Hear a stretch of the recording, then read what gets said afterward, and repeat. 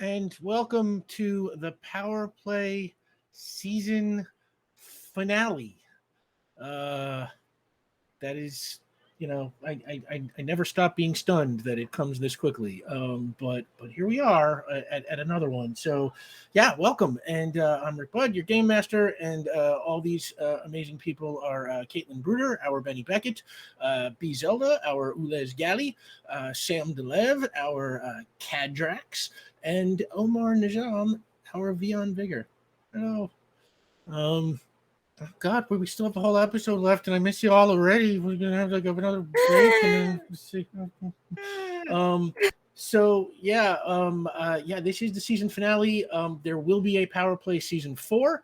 I will update you on what we know about that at the end of the show with some other stuff. And first off, as usual, I want to start out by throwing thank yous to Jake and Lauren and the mods and everyone at QueueTimes. It is only by virtue of you doing what you do that we can do what we do. I think people have seen in some recent weeks quite how important mods are on Twitch. So we love you and thank you for fighting the good fight. Your subs and your bits help support QueueTimes, and your donations to the tip jar help support the people on the show. That is our Feed the Cast fund. And to that end, we've got some rewards. Here's how they work. At $50, the players get a point of community determination. Right now, I think everybody's got 2 except Cadrax, who has 3, and we have, I think, 1 point in the community bank. But they are still going to need it, I promise you. If we get to $150, the mysterious benefactor, as you know, in-game our team has a mysterious benefactor who sends them gifts. Outside of the game, we know I'm terribly sorry, Rick. We've already gotten all 3 of the goals and then some. So what? Oh my God! We've got all 3 of the goals. Listening to you chat and watching that bar just jump, y'all. What? I think this is our speedrun record. This is our record. 3 minutes. Yeah. What? They speedrun the goal. Wow. Thank you. That's incredible. We are super grateful for everything you all have done to support this show. I was just talking the other day with some of these people here that, y'all have unlocked every goal that we have ever put on the table in every episode, including the charity game. And we are, beyond grateful. I feel like, I say it a lot and it starts to feel empty, but it's just like we are sort of bowled over by the level of support we get here. And, I'm going to give some thought to, some extra ways we can pay it back to y'all because we love you and thank you so much. Oh my God. So, all right, let me tell you what you unlocked.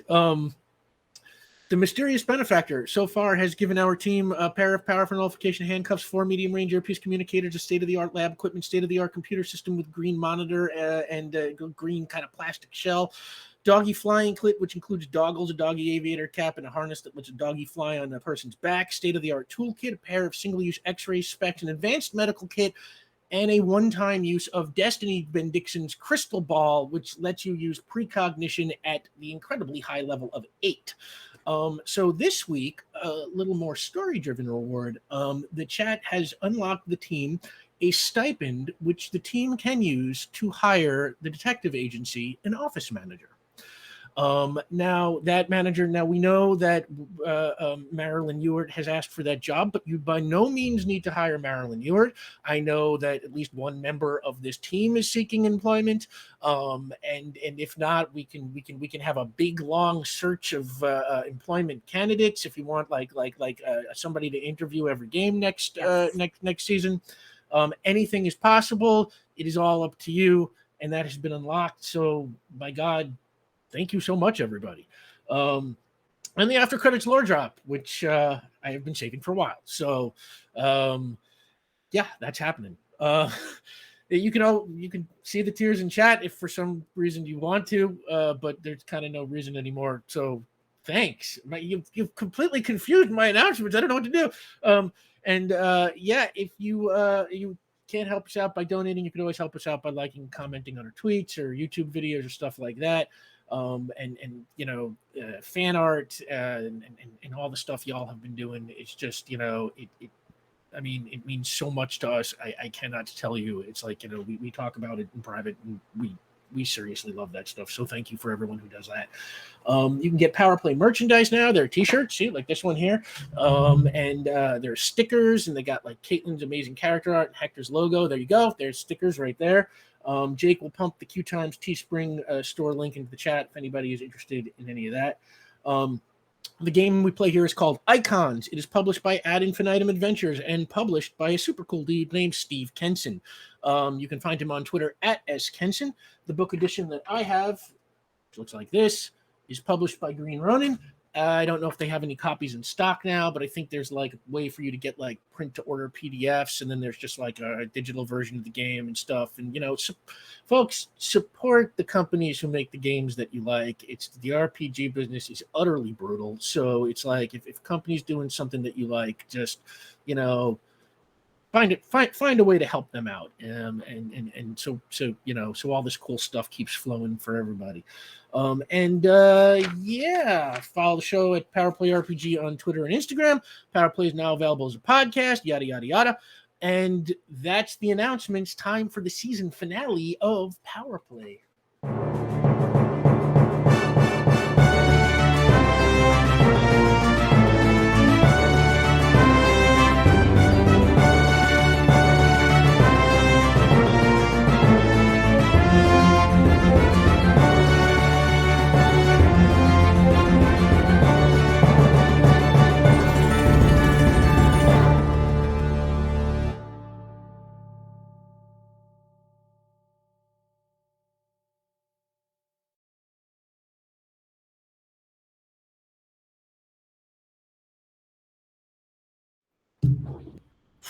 Okay, still just kind of in shock here. If I'm off my rhythm, it is only because you in the chat have completely rattled my concentration with your amazing generosity. Thank you so much. So let's get down to it. This game, I just want to be very upfront about. We could go over here tonight, but we might not. So much is going to depend on the decisions made by these players tonight. They have made some great decisions over the course of the season. They have made some less than great decisions over the course of the season. We will see which we get tonight. So, previously on PowerPlay. The team was hired to investigate the death of Baronsdale-based private investigator Max McRae, who had been shot by security guards while breaking into the Perfecto building for reasons unknown. But when the team started to get too close to the truth, Julian Court, the CEO of Perfecto, had the team framed for planting a bomb in the Perfecto building garage. In the course of trying to exonerate themselves, the team found their way to Orson, the alleged artificial intelligence Perfecto had sold the city to manage their administrative system. But they quickly discovered that Orson was actually driven by the consciousness of Maria Serrano, an 11-year-old girl who was murdered by a crooked policeman in 1931. Maria was using her powers over the city to eliminate crooked cops and was also using Perfecto's money to hire various supervillains to attack places like Port Ruby Police Headquarters and the Police Commissioner's office at City Hall. She also revealed that Julian Court had used her systems to create the incriminating video that appeared to show the team planting a bomb at the Perfecto building. Now, knowing that Julian Court had complete access to her systems and was planning to blank her memory to hide what he had done, Maria asked Ulez to be absorbed into their collective. Ulez agreed and added Maria's consciousness to their own, making Ulez, in effect, part human now. Ulez teleported off the scene with the new evidence they got from Maria, intending to meet everybody else later. But before the others could decide what to do with the evidence, the building they were in was surrounded by police under the command of the decidedly crooked Detective Noah Rose. In the course of events, Benny got shot, Cadrax decided to take a stand, and Vion confronted the police. The police raised their weapons, and Detective Rose told his team to prepare to fire. And at that moment, a very pissed off Ulez Galley, who had heard about the standoff on the radio, teleported to their friend's side. That is where we pick up. So everybody roll initiative. Oh no. Okay. Well, that's disappointing for a start. Omar, 7. Okay, Vion got 7. 5. Liz gets 5. 8. Benny gets 8. 11. Cadrax gets 11. Good. Okay, so for you all, it's going to go Cadrax, Benny, Vion, Ulez. Cool. But for the police, as I described last week, this building is surrounded. There are cops, cop cars, sharpshooters, helicopters. It did not quite feel right for the police to roll initiative under these circumstances and all take their shots at once. So the cops get to go between every single round. Ooh. Okay. Ulez, you teleport onto the scene, is where we left off. Mm-hmm. Cadrax, what do you want to do?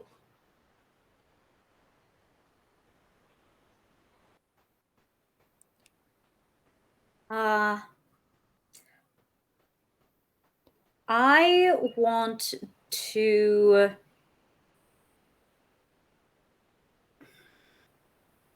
they need to not be having guns in the immediate vicinity of my friends. This vexes me. They will have the guns, of course. There's a finite amount I can do about that. But remember how I destroyed one? Oh, when you broke the firing pin in Colm Cowan's gun in 2 episodes ago? Yes. Okay. You know how I have the burst extra? Yeah. I would like to combine those two things together. Ooh. Yes. Okay, hang on a sec. Hang on. Your power can affect everyone within close distance simultaneously. Roll 1 test for the power. The different opposing abilities of the targets provide different difficulties and outcomes. So close distance. You are right now standing outside the front door of the Orson facility that was once a long time ago the Serrano Mansion.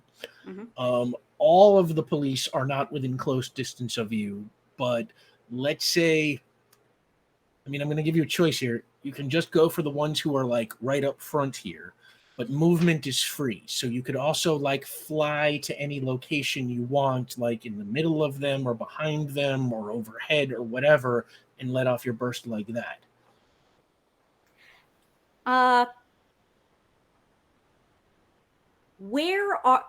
There are cops immediately in front of us.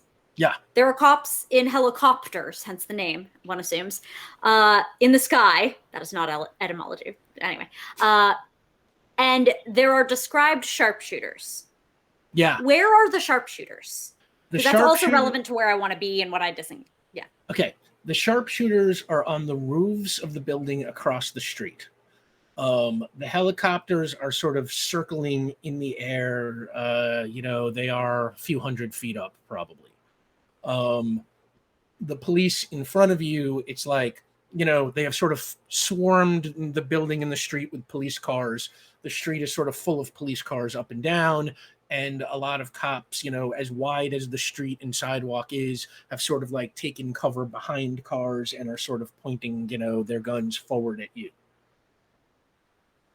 So we're saying effectively I can get air cops, sharpshooter cops, front cops, or back cops, like 4 groups.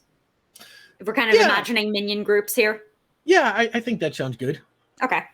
I want to get the front cops. And I would like to do it, if possible, with just a sharp cracking noise or other, like, I'm not looking to do this quietly or subtly. You want them to know. I want to be maximally distracting to set my friends up. Like, Okay. It's not mechanically going to have much significance, but for narrative positioning, who knows what we build up down the line. Cadrax, give me a complex task roll. Yes, I shall do so.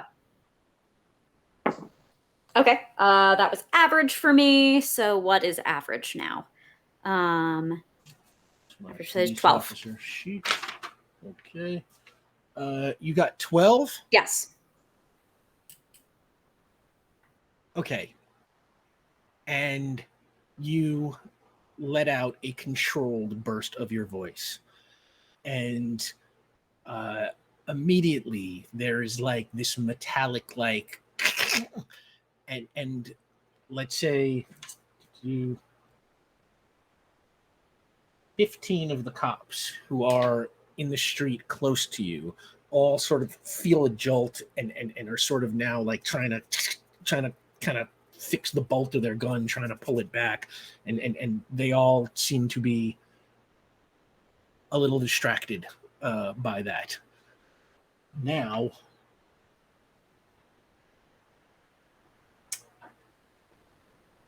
behind them, there's a row of police who are taking cover behind the police cars. Two of these officers have sound cannons. These are real weapons that cops actually use for riot control and things like that. They're horrible, and they are non-lethal, but very painful. So they are going to target Vion and Benny with the sound cannons.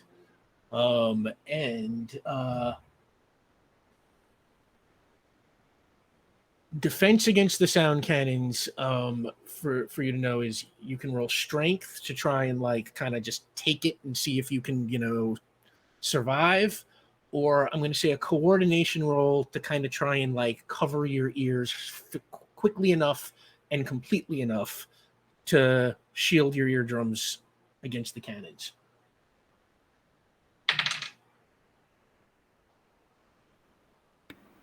Eight. Let's see here. I'm trying to decide which one I'm going to do. All right. 5. Ooh. Okay. So there's a marginal success against Benny and a major success against Vion. Yeah. So Benny, a marginal success is up to my discretion. I am going to say you are okay. You are not happy. You hear the sound. It's a little disturbing and distracting, but you don't lose any stamina. Vion, that is going to take you down To Paradise City? Yes, Thank you. I was also thinking this. where the grass is green and the police sound cannons are pretty. That will take you Pretty down shitty. from 7 to 5. Hey, you can't take it with you. Well, Especially you when can. you get that low. So that brings up Benny Beckett. What? I don't even know what to do. Okay. Is everyone just like on the front steps or like in the front door, like our group? Yeah. No, Sorry. I'm outside. You're outside. Yeah, okay. sorry. Yeah. That's correct. Yeah, we're all, I believe the three of And- us are outside. Ulez is in the front. Okay. I think I was inside still, so I want to walk out and just I want to start turning to lava, I guess. That's what I've got. I think it takes, how long does it take? A page? How long is a page? I mean, basically, it takes your action, so you're spending your action doing this. Yeah. Yes. Cool. Awesome. All So right, so I you're- start on fire, and then so it kind of is just like a whoosh, like a whole thing, and then kind of start underneath that. We'll start like crackling and cracking, and as she starts to turn fluid because form. you got rid of your unpredictability, that just works. Yep. While you are flaming on,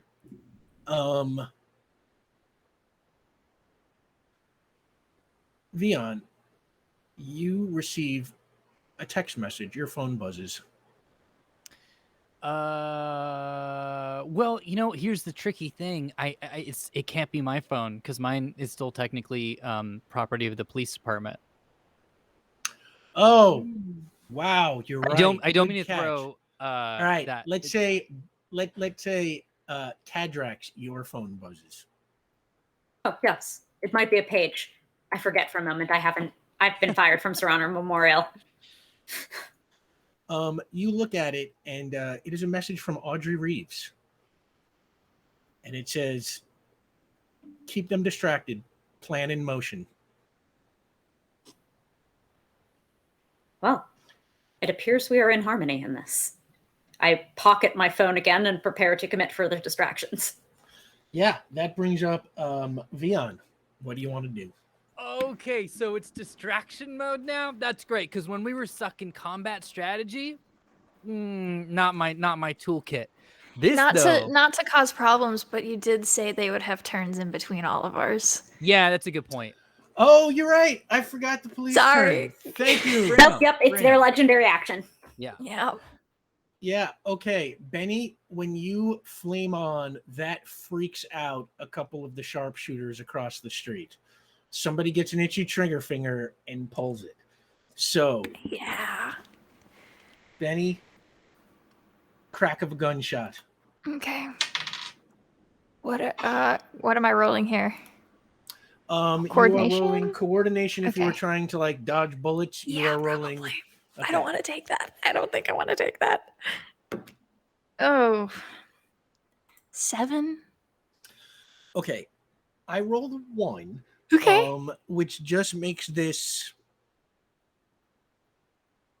a moderate success. Benny, you are grazed. I am going to say it just the lightest bullet, like the sharpshooter sort of aiming for you as you flame on, it sort of obscures the sharpshooter's ability to target.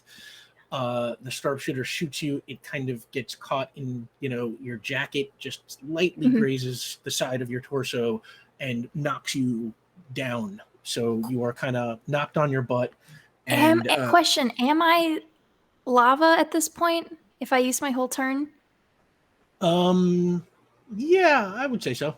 So how does damage resistance work? Ooh. Because as a fluid form, I get damage resistance. Oh my god, you're right. How much damage resistance do you get in fluid form? It doesn't say. It just says you gain... Oh, wait, no, it does. You gain damage resistance and stretching equal to your power level. Wait, hold on. So your power level is 7? 7. All right. So you are fine. You were only going to lose... You were only going to lose 1 stamina anyway, but now it's like we're just going to say that like that bullet grazes you and it like cauterizes, just like self-cauterizes that second, because it's like it's lava. It's like shooting goo, So you're fine. This is so exciting. Yeah, we'll just say you're knocked down, but you're fine. I get up again. Sorry, continue. Now that brings up Vion Vigor. Great. Okay, so I don't know the message yet. So before I do the move, we can talk in between. Like that's like I know it's a free action, but like that's not going to chew up. Yeah, as long as it's reasonable. I don't want you to like sit down and discuss Wittgenstein over a game of backgammon, but like a quick message here or there. Right, you shouldn't have too many words per panel. It obscures the art. Yes, right. Thank you. Yeah, Thank 20, you. 20, right, is the limit. So I quickly whisper, because I want to say, like, last week, or technically a few minutes ago for us, Vion was just like marching out, wants to take on the cops, and Cadrex was the one that pulled him back and was like, focus, like let's play this smart. So Vion turns to Cadrex and goes, all right, Doc, should we be smart, or do you want me to just cause a mess? Audrey Reeves has contacted us and asked us to make a distraction. I can think of no one better qualified. Oh, so it's making a mess. All right, here we go. I would like to cast Transformation, Rick. Okay, what are you transforming into? Well, if you don't mind, I'd also like to burn a point of determination. But before I explain why, I would like to ask this question. Where exactly is Noah Rose located within the clusters, the minion forms of cops? Noah Rose is on the ground in the street, kind of recessed behind, a couple of rows of police cars standing with a whole bunch of uniformed officers who are all pointing guns in your direction. So he's not in like the front group. He's like he's back cops, apparently. Yeah, he's back. He's got like a megaphone. That's how he's been talking to you. I'm sorry, I guessed wrong. You would think that the leader of a group would, I don't know, be in the front. Okay. That would no commentary, take into no account commentary. that he'd be brave or something. Yeah. Okay, well, with these front cops, then what I would like to do is I would like to use my point of determination to add sort of an extra on this to kind of do a stunt a little bit. I would like to add burst to my transformation. What I would like to do, Rick, is if I can roll high enough, I would like to turn all of those cops in front of me into Vions. Yeah. Nice. Okay, can you do that? We need to make a Transformation lets distraction? You turn into other things. Yeah, but I can cast onto others. You can cast onto others. That's in that. Yes, you chose that. Ooh, wow. No one better qualified. I think you cracked the code. Man. Okay. Give me a magic roll to see if you can turn on the power of transformation first. Your magic level is currently 5, so that will be the difficulty level because I assume you're going for your highest possible version. To turn it on, I roll my intellect plus occult plus roll. Yeah. So it's going to be 8 plus Allura. 12 to turn on. Yep, that will easily turn it on. Well, okay, that will turn it on, not easily. Yeah, but you got it on. Yeah. Now transformation is on. Now you have to cancel transformation. Yes. Now you're rolling on your magic, which is level 5. Yes. So this is 5 plus roll. Here we go. That's little pumpkin blowing kisses. That's gonna be an 11. It's the best I can do. You start drawing your rune in the air. Yeah. And that group of 15 cops that Kadrax sort of disarmed there, they suddenly kind of start struggling, and then there's each one of them sort of there's a little burst of magical light on each one, and when it all clears, there are 15 Vion Vigors standing in front, all looking at each other, very confused, and kind of pointing their non-functional guns. Yeah. Oh, good. We don't want me with any firearms that work. And can I movement as a free action as well? Yeah. Well, where do you want to move? How far? I just want to run into the group. Let's get lost. Let's get lost. Sure, that you can do. Yeah. Great. So you just jump down right off the stairs and you're right in front. Yeah. So now there's a crowd of 16 Vion Vigors. And it's a little dangerous down there. They are super confused. Nobody knows who's real, who's fake. They're all pointing guns at each other. Some of them are getting hostile towards each other. And you are now in the middle of it all. And on that, there's another shot from the sound cannons in back. And they target Kadrax. And I'm sorry, Benny. It's okay. I'm a magnet. All right. No, that was Maggie. No, I'm kidding. What's the level of the attack? The level of the attack? Yes. What do you mean? Oh, you mean you want me to tell you what level their guns are at? The sound guns? That's what I have to roll against for reflection. Before I make a coordination roll, I test my ability to send the consequences back at them. Okay, the sound cannons operate at level 4, so... I assume that isn't the same as the attack level. It's that plus die? Oh, yeah. Okay, 4 cool, plus cool. whatever I roll. Cool. Then we are evenly matched. I roll a 3 on my die, so total of 7 on reflection. I also roll a 3 on my die. So that makes it a marginal success? So that makes it a marginal success. I'm going to say you do not reflect the sound, but you stop the damage, right? Oh. Am I doing that So right? this one, on a marginal success, both you and the attacker are each affected equally by half the attack. We might remember this from when I turned to stone. But I now get to make my coordination roll on top of that to try to dodge my half. Yeah, you're right. I forgot. Oh my God, how could I forget that moment? Oh wow. It's our favorite outcome. I did die. That was an 8 on the coordination, though. So I guess I coordinate well enough. So let's see. And the cops who have very low regular human coordination. Okay. One of the cops who shot the sound cannon is just hit by it and kind of, drops his cannon and like covers his ears and kind of falls, kind of writhing with, something of a headache now. The other one rolls out of the way, or let's say covers his ears in time, and seems to be okay, but you are through that.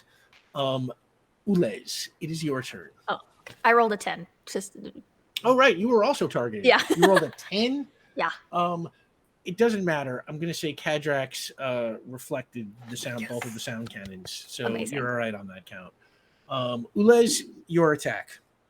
So Ulez kind of pops into this situation. There is chaos happening all around. There are Vions everywhere. Guns are broken. Benny is magma. And Ulez is filled with rage. So thoughtlessly, they are going to raise a hand and shoot down one of those helicopters. It's not Okay. an Ulez move. It's it's fine. It's a light blast, right? It's a light blast. And I think I'm going to use. Where's my helicopter sheet? Hang on. I'm not super clear on the range of my blast. I know it's max only, but I'm willing to use a point of determination to stunt this to get to make it rangeless. So as long Power as I level know the set location. determines distance as well. Oh. Okay, so how The does that benchmark table has it. Also, is there a point of determination you can get for this, considering it's Mm. a thing that's happening? I mean, it's a human reaction, Let's see, Ulez. I'm learning, honest but naive, strangely protective. But it's not a trouble. They're doing something that's to their own advantage. So, It will come back to bite us, though, I'm sure. No more than any of the rest of us doing terrible things to That's cops. a good Or it's point. karmically like that. I think it kind of has to be in the moment, Yeah. So Ulez, give me a light blast. I don't, I think your light blast at level 5 can reach one of these helicopters, no problem. Okay. Assuming your roll hits. Well, the roll is a 5 on the die. That makes a 10. Oh my god, where's my document? Now you could use strangely protective if you want to put, extra points on this roll, but that is advantage. So that is up to you, obviously. If I do, can the explosion of the helicopter be really cool? Please? Well, the more you do, the better you hit. So, if you're saying you're trying to hit the gas tank or something like that, it's like, Maybe that right. helicopter will crash into another helicopter and they'll explode and the shrapnel will take out our enemies. Yeah, who knows? Okay, what I will say is All if copters are bastards. you got a 12, helicopters handle it 7. I rolled a 1, so that is a major success. Okay. This would be what they call a slam outcome, right? So it's like, I'm not exactly sure how that operates against a helicopter. I'm not going to stop to read the book now, but what I will say is that helicopter, this beam of light shoots into the air, hits the copter, and it just explodes right over the street. And like the chassis or what's left of it kind of plummets downward and it lands like on a bunch of cars. And the shrapnel flies every which direction. And it hits a whole bunch of these cops in the street. And it takes out, when I say takes off their feet and out of commission for a little bit. Here's my thing. I take it back. We will meet extreme consequences for specifically this action in ways that others have not yet created. We're Thank you, just Alyssa. feeling a little human today, All right. They about do express that with violence. 10 cops are knocked down. Status unknown, let's say, for now. That kind of gives a little bit of pause as, many of the cops are sort of, they are now a little bit afraid of what is going on here. That is a pretty awesome display of power. And then Ulez just walks towards the building, towards their friends. Literally like a badass with the explosion in the background. They've seen enough movies. They know how this works. Woo! Wow. And all Ooh, yeah, just like that. And you all see Ulez just shoot that chopper right down, and the explosion in the street. And that leaves one helicopter circling overhead. It kind of raises up a little bit, possibly trying to get out of range of a second attack. But as it raises up over the square from the roof of a very high adjacent building, there is a grappling hook shot onto the ski, that little rim, the landing rim of the helicopter. And off of the roof swings the one. Audrey Reeves, in full costume, swings over the street, right, holding on to the helicopter. And she pulls from her belt this sort of large gun and starts firing at the sharpshooters, firing at the street down below. And you see as what she's firing starts hitting its targets, this yellow gas starts to spread out in the street and along the rooftops, covering everything in a haze. Cops start coughing. They are all distracted. Kadrax, what do you want to do?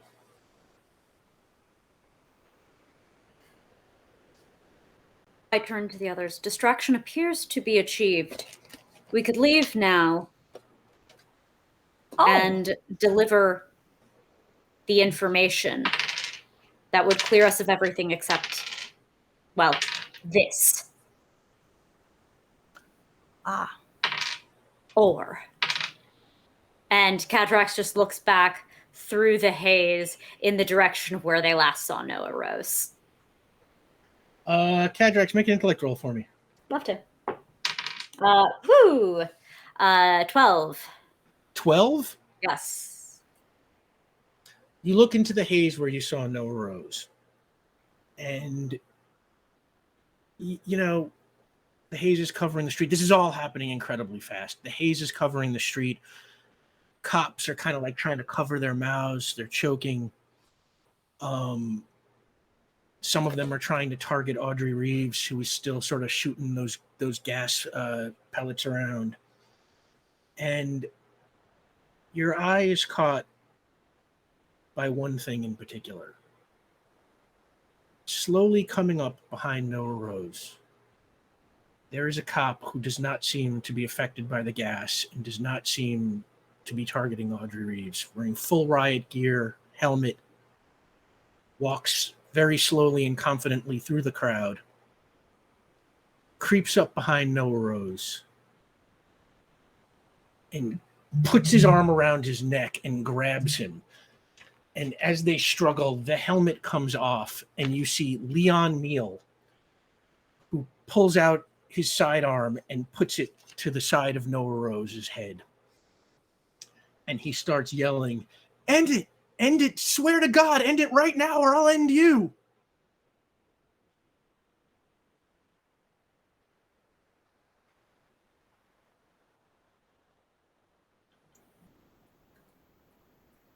Never mind. I think he's accounted for. And Noah Rose kind of raises his walkie-talkie to his mouth very slowly. He's, "Everyone stand down. Everybody stand down." And the cops are still kind of choking and trying to get a hold of themselves, but the ones who were still on their feet lower their weapons. But then Noah Rose deftly spins around and he makes a grab for Leon Neal's gun. And in the blink of an eye, they are on top of each other. You kind of can't see anything. There's the gas, there's Noah Rose's back blocking you, and a shot rings out. And after a second, you see Leon Neal slowly sink to the ground.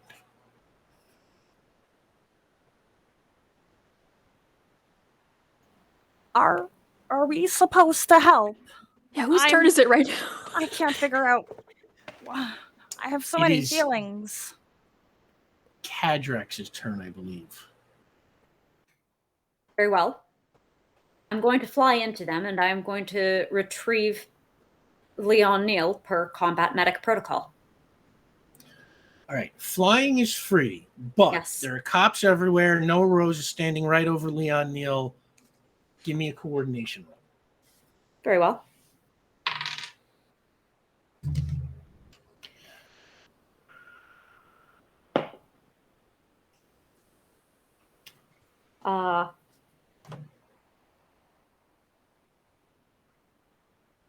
I uphold my oath. I'm going to opt to re-roll that.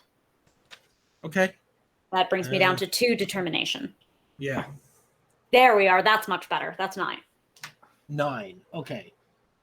That is okay. That is a major success. You swoop into the gas through the crowd. Cops kind of trying to like grab at you as you're like right over their heads, but nobody can kind of lay a hand on you. You go right past No Rose, and okay, so what are you doing here? You are trying to lift Leon Neal off the ground and get him out, or you're trying to like shield him, or what are you doing? I am extracting him since I can carry passengers with me now. I'm going to fly him on out and out of the line of fire, which means I will probably not be turning directly to my allies because that would expose Leon Neal to the line of fire. Okay. Because that flight, your ability to make others fly works for free, and because you had a major success, No Rose kind of tries to like punch at you as you go by, but like he doesn't get anywhere close. You're too quick. And you pull Leon Neal and you sweep him up. And where do you want to go? Like to a rooftop or to, down the street or? Yes, high ground is almost always going to be tactically advantageous. There are just the sharpshooters over there and the one helicopter, which is fewer than also having the cops. So yes, it's what I think Cadrax does is fly through the house so they can scoop the med kit and just bust right on through to the other side and to a rooftop on the other side of the street. Okay. You can do all that free. Thank you. Yeah, I mean, nothing there is with a major success on your coordination roll, we're going to say this is all part of the same turn. So, you fly through the house, you swoop up the med kit, and then you go behind to a high ground on the other side of the block, essentially, and you land on a roof with Leon Neal. Now, while that is going on, what are the 3 of you doing? Noah Rose has not. Wait, yes, is that his name? Mhm. Yeah. Jeez, lost it. Okay, Noah Rose has a firearm now. Yeah. I would like him to not have that. What would a level 7 stretching get me? A level 7 stretch? Yeah. Can I nab that gun from him from where I am? Yeah, I will tell you right now. Stretching elongates your body and limbs, allowing you to reach or attack someone at extended range. Your stretching level limits your abilities when you extend your reach, so abilities greater than your stretching level.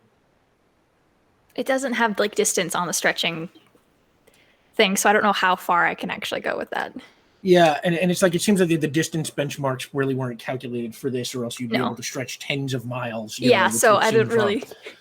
No. I am going to say, we're going to just gauge this with the success modifiers. So it's like you try and make a stretch. If you get a marginal success, it's my discretion. If you get a moderate success, you can kind of just barely reach. If you get a major success, you can do whatever you want. Cool. Would that be like a coordination plus my stretching? Or something like that. You were trying to grab his gun? Yeah, or just touch it. I'm made of lava. I just want his firearms useless. If I can get it away from him, that'd be cool. But if I can just grab it and get my hand on it for a second, that's also fine. It'd probably be funnier because then you'd have to like deal with holding lava for a second. So, all right. For grabbing, you want to grab or wrest something from an opponent's grasp. Test the lower of your prowess or strength versus the opponent's strength. Can I like punch the gun? Is that allowed? Yeah, I mean you're stretching, so there kind of seems to be no reason you can't. I just want to wreck the gun, and I can get it. Okay. So that would be prowess plus my stretching. Prowess plus your stretching. Cool. Okay. That's an 18. 18. could- Oh my goodness. I'm gonna have to think about whether or not I did that right in future games. But Okay. we're just gonna let that. I stand have a because- very high prowess and a high stretching. It's a plus 14. Yeah, I'm gonna say that lava arm just shoots across, the street right over the heads of the police, and No Rose, not expecting anything like that to happen, is sort of stunned as he sees it come right towards him, and just like slap that gun out of his hand, and the gun just falls. And you can see, I mean, lava is so incredibly hot that just merely touching it, the gun sort of like deforms a little bit as it bounces across the street. And her arm probably just comes like all the way back because I don't know how long I haven't done much of that, so she's not sure how her integrity will hold up at that distance, so she pulls it back. Yeah, we'll say yes. The retraction happens automatically. We'll consider that like a movement. And that gives Vion a turn. I think I've been going over this a little bit in my head. I think I might have to end up using burning a point of determination to retroactively put something in. A retcon. Yeah, what do you want to do? Yeah. Here's the thing. Kindness always, even though Vion is very upset right now. Seeing like Vion cheekily did the haha, here's all of us, the Willow Pigs thing. But it's seeing the light blast hit the helicopter, I think upset Vion, not so much for the cops in the helicopter, but for the fact that it was Ulez who did it, and there might be some guilt that might be felt later. But also a little bit because I'm just like, oh, I've seen Black Hawk Down. Also, that was a real thing. So the movie's less important than the real people who are really involved, obviously. But the experience I had was with the film. So I would like to say that when that got hit, Vion dropped the everyone else looking like Vion's and tried his best to teleport the people from the helicopter to the ground before it hit the ground. Ooh, I love this. Vion, that is an acceptable retcon. Let's see, is that an acceptable retcon? A retcon's supposed to not clash with anything that was previously established. The helicopter still falls and still smashes everything. I'm not touching The the description helicopter. was specifically the chassis, in fact, not the chassis and Yes. the people. I'm not worried what? about the You're shrapnel. Right. You're right. I didn't say the guys died or anybody inside was burned. So yeah. Okay. Make a roll to see if you can turn on teleportation. Okay, so this is gonna be 8 plus roll. That's I don't lie about rolls. That's the pumpkin blowing little hearts. So that's gonna be a total of 14 to turn it on. Okay, that will do it because I rolled 5, so that's only a 10. So that's a major success.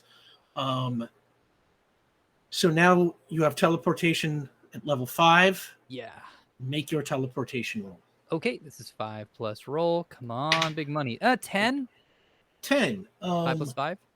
Yeah, I rolled a 1.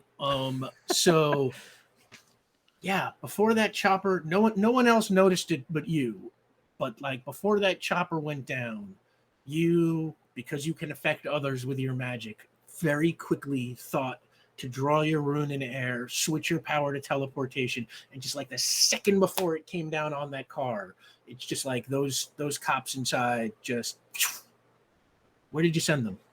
Just just to the ground and half a block away, just outside of like the shrapnel burst zone.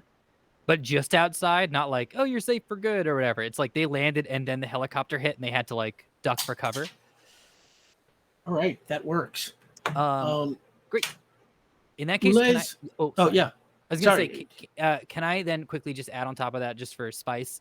Like I ghosted. So while Caitlin was grabbing the gun, I ghosted, ran through the crowd up to those cops that got teleported out, and just pointed and went, "All right, you owe me now. That was me. You owe me now. Okay, you keep that in mind." And then I just book it right back to my friends. Still ghosted, so I'm just running through the madness. That's a lot to do in a free move. But, okay. We'll say you shout at them. Okay, great. Yeah. That's good. So Ulez, that brings you up. Anything you want to do? Yeah. So respect to Omar for knowing really how Ulas works.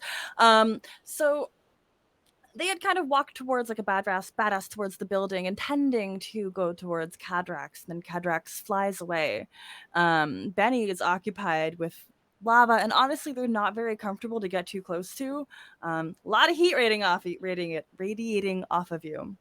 So they have this moment of loneliness, almost a moment where they don't feel like they can contribute, a moment where they don't feel like they did the right thing, and they're going to kind of turn around and see the chaos of the exploded helicopter and the lack of people, whatever that may mean.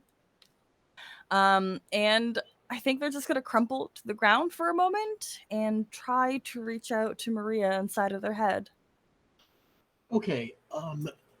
So we came up with a mechanic for this. If Ulez wants to try and specifically access memories that Maria has, and that is what you can do. It's like, again, it's like she is mixed in with you. There is not really a separate Maria, but you can try and access memories that she had or that she had as Orson. You roll a d6. If you roll a 1 or a 2, you can't remember anything. If you roll a 3 or a 4, you get a hazy recollection. And if you roll a 5 or a 6, you can remember whatever you want clearly. What are you trying to remember? So riddled with the feeling of guilt over murder, something Ulez never really had to put a lot of thought or stock into. They want to delve back into Maria / Orson's memories to learn about the death that Orson has caused, to really kind of weigh it against what they have now done. All right. Roll your d6 and tell me how you do. Do I get to add it? Oh, I don't get to add anything. 6? Wow. Okay. My heart was in my throat. Yeah. You start tapping into Maria's memory banks. And I think we said Maria killed something to the effect of, like, I don't know, 10 or 15 cops in traffic accidents. I don't remember the exact number, but it was somewhere around there. And like we covered last week, Maria, one of her actual last memory as a living, breathing human person was seeing a cop gun down an unarmed person and then trying to run away and having that cop chase her and pick up a lead pipe off the ground and pop her right on the back of the head, everything going black. And decades later, when Maria reemerged as the Orson system and was plugged into the city, that memory still drowned out everything else that they had seen, that they had heard as Orson. The loudest of all memories. It recontextualized absolutely everything that they knew in life and everything that they were experiencing as an artificial intelligence. And when they made their decision to take their revenge against the police of Port Ruby, they repeatedly, whenever they would take action, would just play that memory back to themselves. Uh-oh. Hope they come back. There we go. Yeah. They would just play that memory back to themselves. So the parts of them, whatever part of them knew what they were doing was wrong, was always drowned out by the sheer loudness of the horror that she felt in that moment, of the anger she felt at being taken away from her parents and from her life and being turned into this little metal box.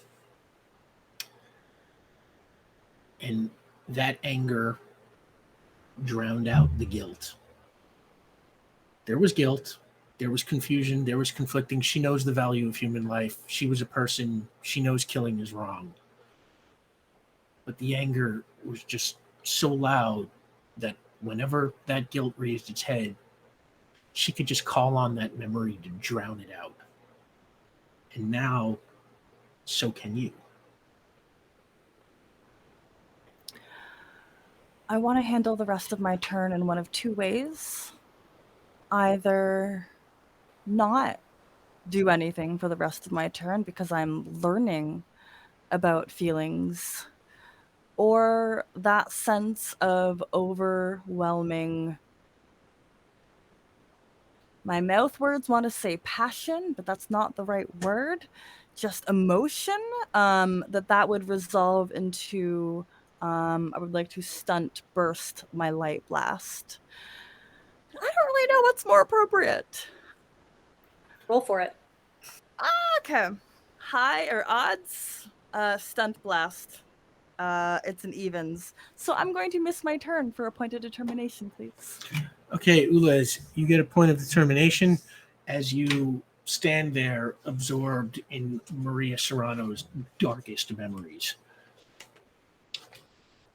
Over your head, the one leaps and reaches the roof of a building and disappears out of sight. Cadrax, you are on a roof of a different building. Leon Neal is holding his gut. He has been shot directly in the stomach. There is blood everywhere. What do you want to do? Okay. This shoulder shots are one thing. They really aren't even one thing, even with the sort of strange things that we do, but gut shots are altogether another. This requires space and quiet and anesthesia and not being on a roof. So they will speak into their earpiece. We need to begin evacuating this. There is surgery to perform and information to get out. Vengeance cannot be our primary objective. And Leon Neal sort of holds on. He says, I had to try. So there's always one good cop in these stories, right? I have not seen those stories, but your actions were honorable. Yeah. It's all right, Doc. I never really fit in with those guys anyway. And he kind of coughs, and like a little blood kind of comes through his mouth when he coughs.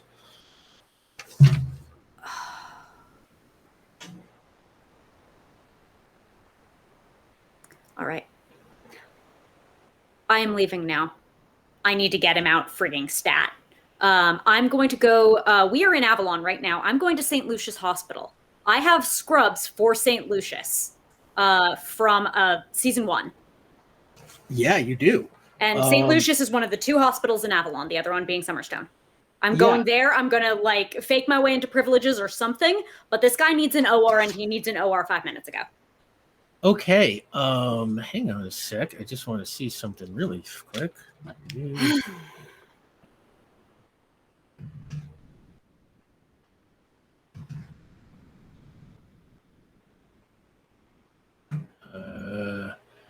don't know if I said where St. Lucius Hospital. Oh, St. Lucius Hospital is in Midtown. Okay. So you fly, pick up Leon Neal, and you fly over the city at your absolute top speed, zipping as quickly as possible to St. Lucius Hospital. You come down on the ground in front of the building. Leon Neal is bleeding everywhere, coughing, fading in and out of consciousness. What do you want to do? I would like to be bossy. I'm going to catch someone's eye. I'm going to say gurney. They're going to bring a gurney. Make a willpower roll. Yes. I'm going to spend determination again.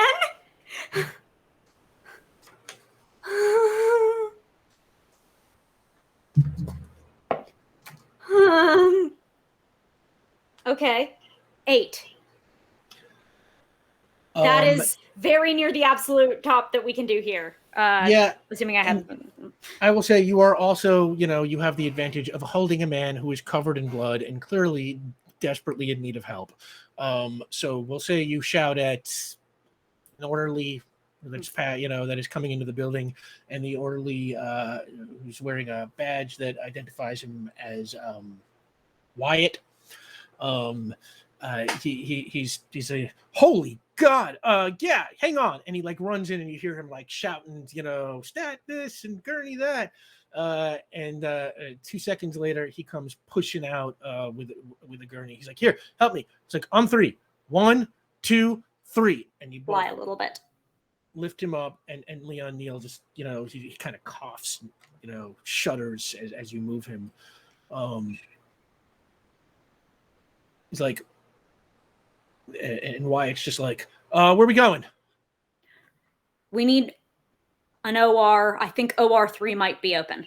Go. You a doctor? Yes. Yes, I am. Make a willpower roll. Please. Please, I really want this one. No, the other one was no. I won't doubt you. I had faith in you. Please reward this. Perfectly average. So we're back to a 6 because I didn't spend more determination because I only have 1 left. This is just, normally that would be pretty borderline. This guy's an orderly at a hospital. You have a sick patient. I'm going to say he's sort of like, okay. And he starts pushing it down. He's like, pushing it into the hospital. He's like, all right, let me see what I can do. And he runs over to the nurse's station or the administrator station and starts negotiating to get you an OR. Excellent. I'll start scrubbing in. I'm going to pull out those scrubs and I'm going to get those on. Cool. While you are doing that, the 3 of you are in the street. Audrey Reeves drops down right next to you on those steps in front of the house. And she's like, okay, that didn't exactly go according to plan. Do we want to clear the streets? Is that what we're going for? We greet you. Yeah. I wanted to get you out of here, but I might have an idea. what's your idea? And she just kind of like looks at herself. I can be hazardous material over large distances. What are you going to do? You're going to kill him? No. Just encourage them to vacate.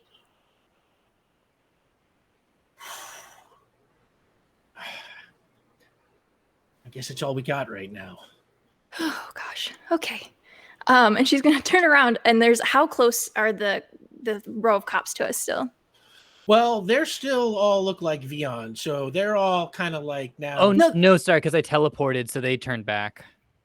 Oh right, you changed Which, powers. which would have outed Well, me instantly. Okay, they don't look like Vion, but they're still lost. gas all over the place. A Yes. helicopter fell and exploded. Mhm. It is still kind of mass chaos in the square, Yeah. or on the street. So are they like? How far do I need to move to be near them? The closest bunch, probably, I don't know, 20, 25 feet. Okay, I'm gonna start walking. Theoretically, I'd get their attention just by virtue of looking the way I do. Yeah, absolutely. As you start moving, they start turning back to you. Some of them pointing their guns, some of them realizing their guns don't work, or kind of reaching for nightsticks or tasers or whatever they've got. So Benny just kind of goes, please start running. And I'm going to melt down into like full ground cover as wide as I can and just start rolling towards them as a pool of lava. I don't want to touch anyone, but they don't know that. So okay. Make a roll on your aura, since this is, the source of your lava powers. Yeah. Where are my cop sheets? Okay, come on. 9? Not great. For the regular cops that will get the job done, I think mostly. 9, we're gonna say you start to spread out. It is very slow going. Oh, But yeah, some I of just- the yeah. cops start backing off, and I it's want to like get as- as wide as I can and just roll towards the crowd just to start getting people to just go. Just go. You're not Yeah, prepared for this. Just go. and it's like they're just sort of just like, what the hell, yo, what the hell, as they're backing up. Vion, anything you want to do? Yeah. I'm strolling back through the crowd towards Noah Rose. And as long as no one sees me, not that it really matters because I'm phased, but I would like to kind of just, I've got teleportation on. I'd like to just send him somewhere so we can keep him for safekeeping. Your teleportation is level 5, right? Like if you can, well, it's Yep. already on, right? It's already on, activated. Right. So that means you can send him 10 to 20 blocks. Yeah, we don't got to take him that far. I just wanted to put him into the basement for now because I see Oh. Benny like starting to clear like everything and there's going to be more chaos. And I'm just like, easy peasy lemon squeezies. Let's just get him where I know him and move on from there. All right, let's start. Give me a coordination roll as you make your way through the crowd. See if That's Noah very Rose fair. spots you coming at him. Great. Where's my Noah Rose sheet? 3 plus roll. That is going to come out to a 6. Noah Rose. I mean, if he sees me, it's fine. I don't care. Ooh, 6 to 6. He sees you, Great. but he does not quite like turn and run. He seems kind of unafraid. Good. Real smart, Noah. Okay, great. Yeah, I would like to just teleport him to the basement where we were previously. Make a teleportation roll. Okay, this is 5 plus roll. You'll get this. 9. Yeah, I rolled a 1. So, yeah, you reach out, you touch Noah Rose, and there is that, and he vanishes off the street. And successfully makes it to the basement, although you can't see that, but you can sense that your power worked. Great. And I figure he'll be a little confused at first, so that buys us a few seconds as I'm still walking back towards the building. And yeah, and while that is going on, Benny is sort of corralling the police off the street. It was slow going, but while Vion was making his way through the crowd, you spread out further and further, and a lot of the cops are just sort of turning tail to run right now. Ulez,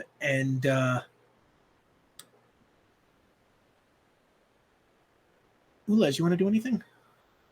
Yeah. I think now's probably a good time for me to burn that point of determination and whisper to Benny and Audrey and Vion, like, are you? Yeah, that's not. I'm sorry, you don't need your eyes. If you don't mind, closing your eyes for a few seconds might be in your best interest. And I don't think I have any right now, but I think cool. Oh. I was just kind of, maybe I was looking at your back. I'm not. No, certain. I am a pool of lava on the ground. Just a pool. I pictured you as a ball. That's very funny. We'll try that next time. So here for it. Yeah, then just to Audrey.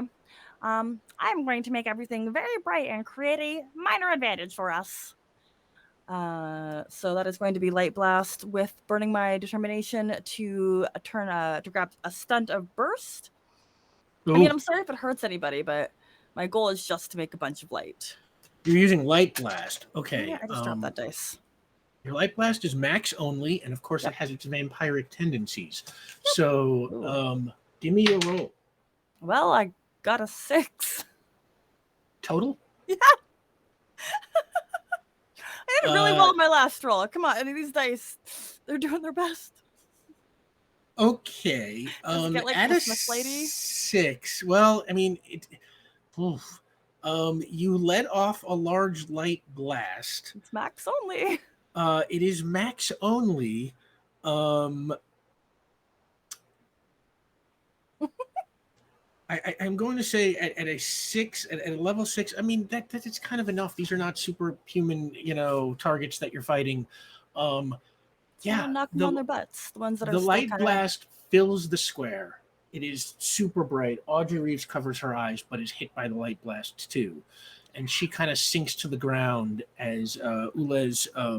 You had max stamina, but you. I'm feeling really good. Yeah, you are feeling really good right now. And a lot of the cops, some of them were backing off. Now, some of the other ones are, I mean, quite literally blinded by this incredibly supernatural explosion of light. And sort of now, sort of stop moving and are kind of like, trying to figure out where they are or what direction is safe to step in. Um, Audrey Reeves also literally quite blinded and laying on the ground sort of next to you. Although she trusts you and is not quite in fear right now. Good.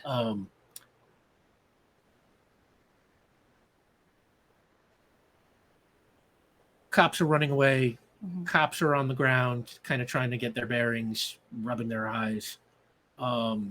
It's kind of the scene is quite chaotic. And while that is going on, you hear engines and chopper sounds. And suddenly, at the ends of the street, you see military jeeps zoom in on both sides. Military helicopters flying over the street. And out of one of the jeeps pops Major Bruce Buck. And he starts pointing as soldiers start rushing out of the jeeps and taking the cops into custody. And Buck slowly makes his way towards the house. And he kind of walks up to you. Whew, glad you were able to hold out while we mobilized. Been keeping an eye on the situation these past few days, and when I saw today's paper, well, I figured I owed you one. And he holds up a newspaper. It is the Port Ruby Standard, and the headline is "Bombing Suspects Framed. Evidence Suggests Police Involvement." The story is by Ann Witt. She got that can of Monster. No, it was Mother. Whatever it was, Nothing. she got it. While that is going on over at St. Lucia's Hospital, Cadrax, you have got your scrubs on. You head into the OR, where there are a whole bunch of doctors getting ready to work on Leon Neal. And they turn like, hey, who are you? So, worth noting, Cadrax has a hat and a surgical mask because it's surgery. So, you get about this much of their face. They will not be immediately recognizable as the person in the news, at the very least. Doesn't mean I am recognizable, like that they recognize me as someone, but hopefully not that. I'm from Serrano Memorial. I have hospital privileges here at St. Lucia's. I'm a general surgeon. This is a GSW to the abdomen, vitals unstable in the field, and we need a pint of O negative. Make a willpower roll. Mm-hmm.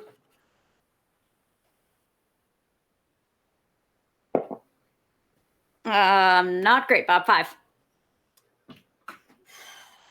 You have privileges at this hospital? I don't feel like I've seen you before. And he kind of looks towards the door and he's like, "Can we get an orderly to confirm?"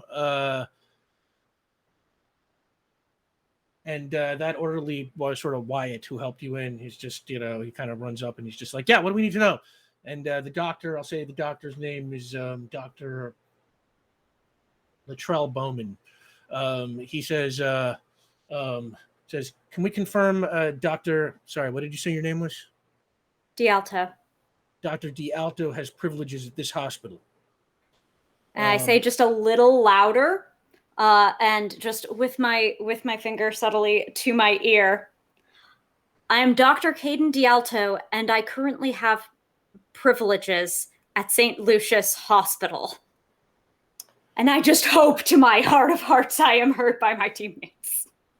Okay. Here's the thing. You are heard by your teammates, Vion and Benny, because Ulez threw their communicator over the side of the Perfecto building. I I didn't have hear so it many either. Just questions about me. Benny's Just body. me. It's just Benny. It's just Oh, me. and you Yeah. gave yours My away? earpiece is actually with Yeah. with Cadrax right now, technically speaking.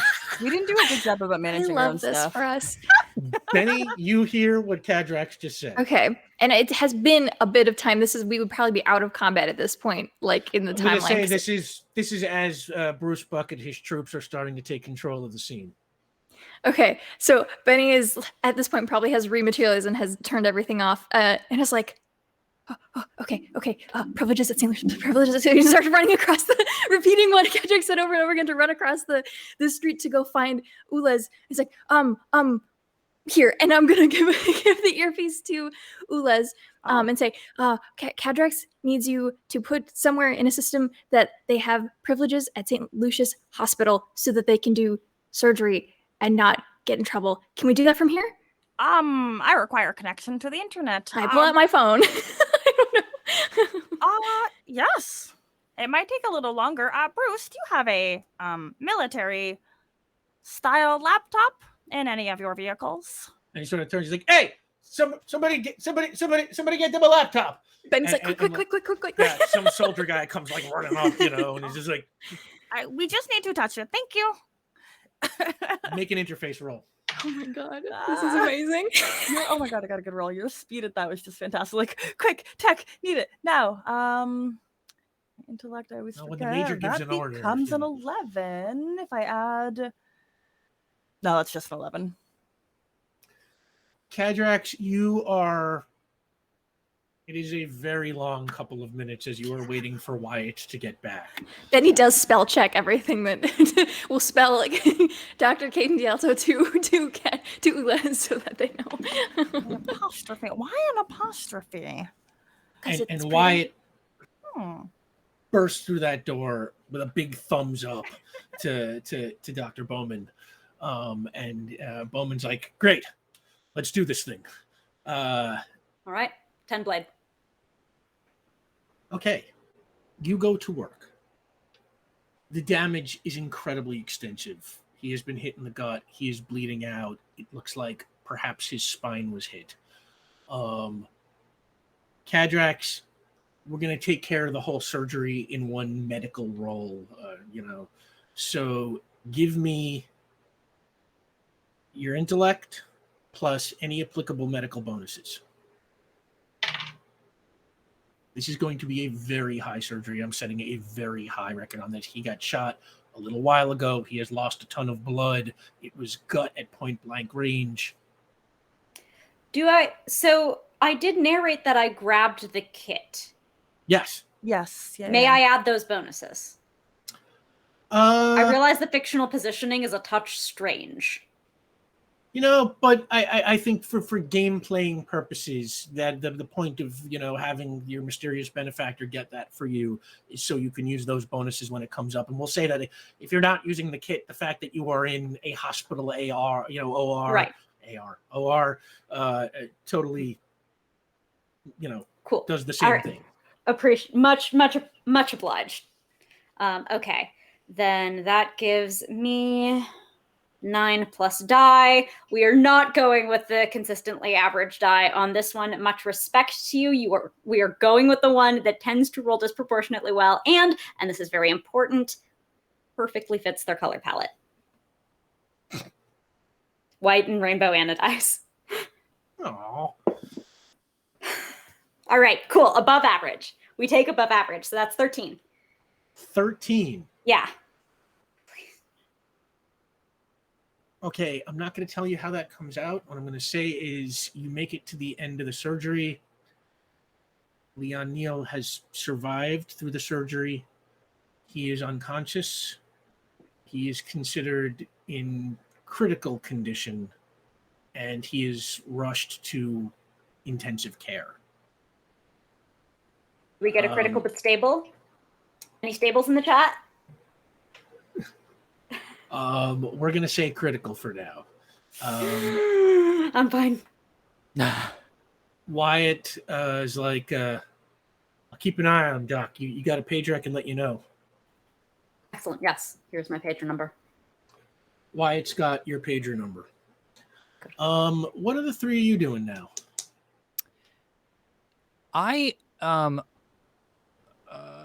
Okay, you know what I'm gonna say is because I think Ulez and Benny, I think that you two rushed off to do the interface thing, and for the sake of time, even though this isn't like in the interest of Vion, I think he wants to regroup.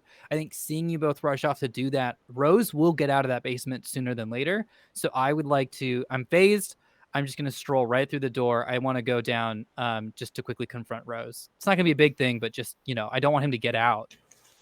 Yeah. He is down in the basement.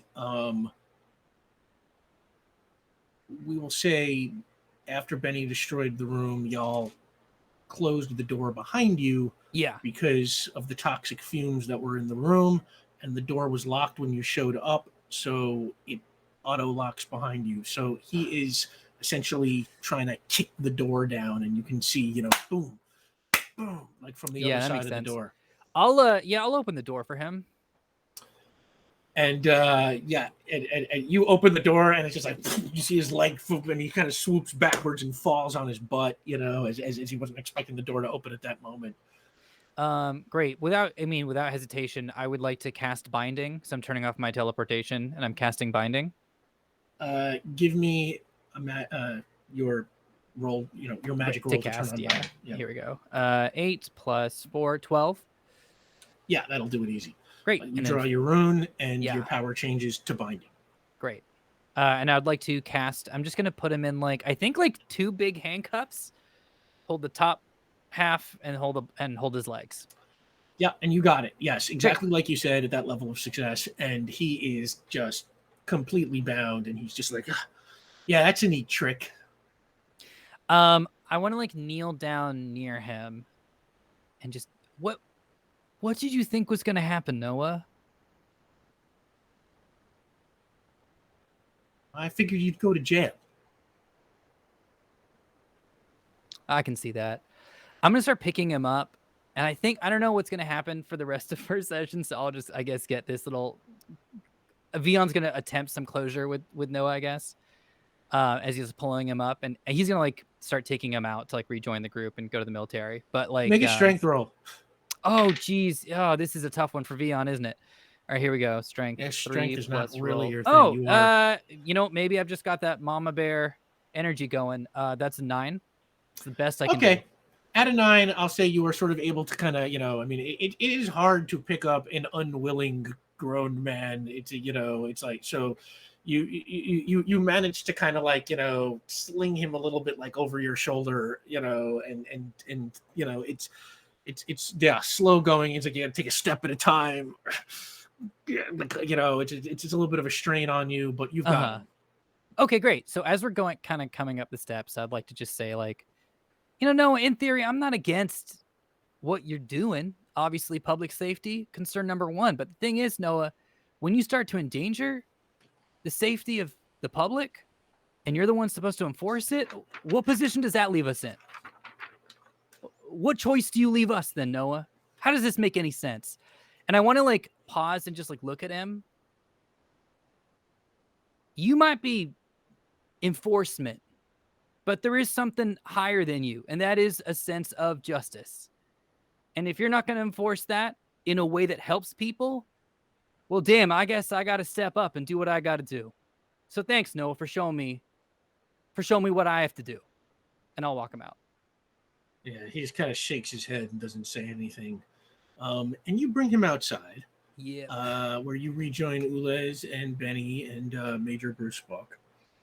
And as you are, let's say, slinging Noah Rose to the ground,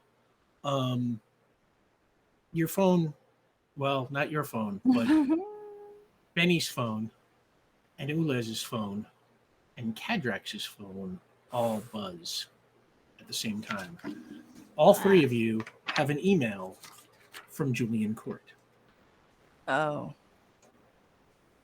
I'm being courted. Yeah. They'll be here all week, folks. It is a video file. Benny, you received the similar correspondence? Yeah, that doesn't sound nice. We'll play it. Jadrax, you play it? I do. I think it's Cadrax gets outside of St. Lucia's Hospital wearing their traditional clothes now. They have scrubbed out, lean against the wall. Buzz. Look at it, honestly assuming it's Audrey Reeves again. Get the audio file and continue to lean against St. Lucia's, and they'll play it as well. All right. So, Beyond, because you are with Benny and Ulez, credit you all with this. The video opens with a very tight close-up of Julian Court. He is Benedict Cumberbatch, I think is who he cast there. He is like it's if he's holding the phone like right in front of his face. And he says, I'm going to skip the pleasantries and get right to business. I heard enough of what went on in that basement to know that you are now in possession of certain evidence that some might argue demonstrates I framed you for the bombing of the garage in the Profecto building. I know that evidence is now inside Ulez Galley's head, and I want it erased. So the four of you are going to come meet me here. The camera pulls back and pans around a small room. For the Cadrak to make an intellect roll. Oh, goodness gracious. I'm very afraid of this room. That's a 7. As soon as he starts panning around, you recognize exactly where he is. It's a room that you've been to at Summerstone General Hospital on the 6th floor. Says, I will be waiting here with the woman who clicked all of these events into motion. I think you know her as Max McRae's client. And he pans down to Gabrielle Yates, who is lying in the bed, breathing off of an oxygen mask. Come now, come alone. Don't try anything stupid. People die in hospitals all the time, and I would hate for this day to end in tragedy. The video file ends. This is horrible. Why does so much violence encourage so much more violence? Is there an end to this? I think we have to be the ones to put a stop to it, but I don't know what that entails yet. There's a pop-up in the group text. Yeah. Do any of you have Anne DeWitt's number? I need to text her a video. Ooh, okay. Anne Witt, sorry, not DeWitt. What a genius. Yeah. These billionaires are all so smart. They're all so quick to try to get off the planet with their smart ideas. Sent us the evidence right to our phones. Real good job. Real good job. I dispel all the information. Vion is just like, Doc and I are on the same page. Here's all of Anne's stuff. Yeah, you send it to Anne Witt. She says she'll examine it. Julian Court was very cagey in his language. Some might say it proves maybe this, Oh, yes. No, I'm much more concerned with the people die in hospitals all of the time. Even if it is not overtly criminal, it is certainly, I believe the term, please humans, help me, newsworthy? Yeah, very clickbaity. You send that off to Anne Witt? Yes. And we gotta go. Yeah, we gotta book it. Yes. Also, Vion, why are you holding that man? Oh, yeah. Hey, this is everyone remember Noah? Has anyone met Noah Rose? I'm sorry, it's been a busy couple days.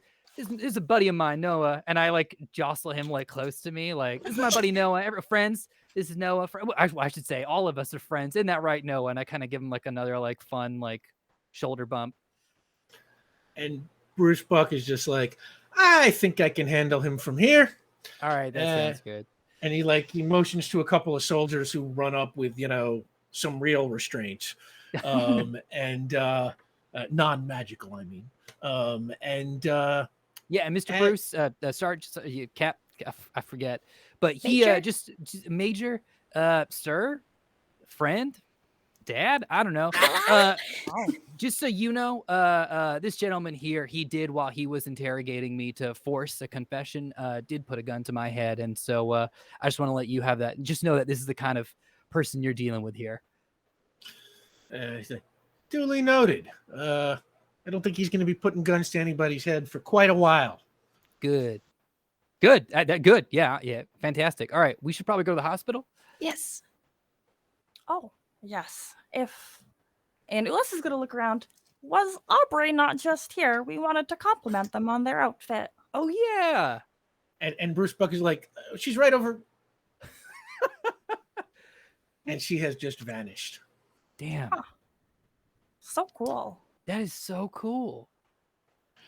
Are we ready? We can go together, and they'll put out their hands. Okay. Wait, is that going to take down your health if you carry Oh, both absolutely. of us? Oh. We could get a cab. Yeah, we could. I'll tell you. Are we not in a rush? Yeah, we are in a rush. I'll tell you what. I'm going to cast flight, but Benny, I'm going to give it to you. Okay. So I'm going to cast flight onto Benny. Give me your magic roll. Great. That's 8 plus roll. 12. Yeah, that'll work. No problem. Right. And then Ulez, I'll see what I can do about. We can figure out a heal up situation afterwards. Oh, absolutely. We are not worried. Great. And how you doing okay? Yeah, Benny to or Ulez. I? Oh, we are well. There is a lot of feelings and a lot of rage, and it is Yeah. a sensation that I am having to adjust to. And the memory bank that I can now access, it is vast and it is almost overwhelming. We are trying to push these thoughts aside and focus on the present, though. I know that well. I'm gonna kneel down just so Ulez and I are like eye to eye, and just like, it takes a long time, so don't worry.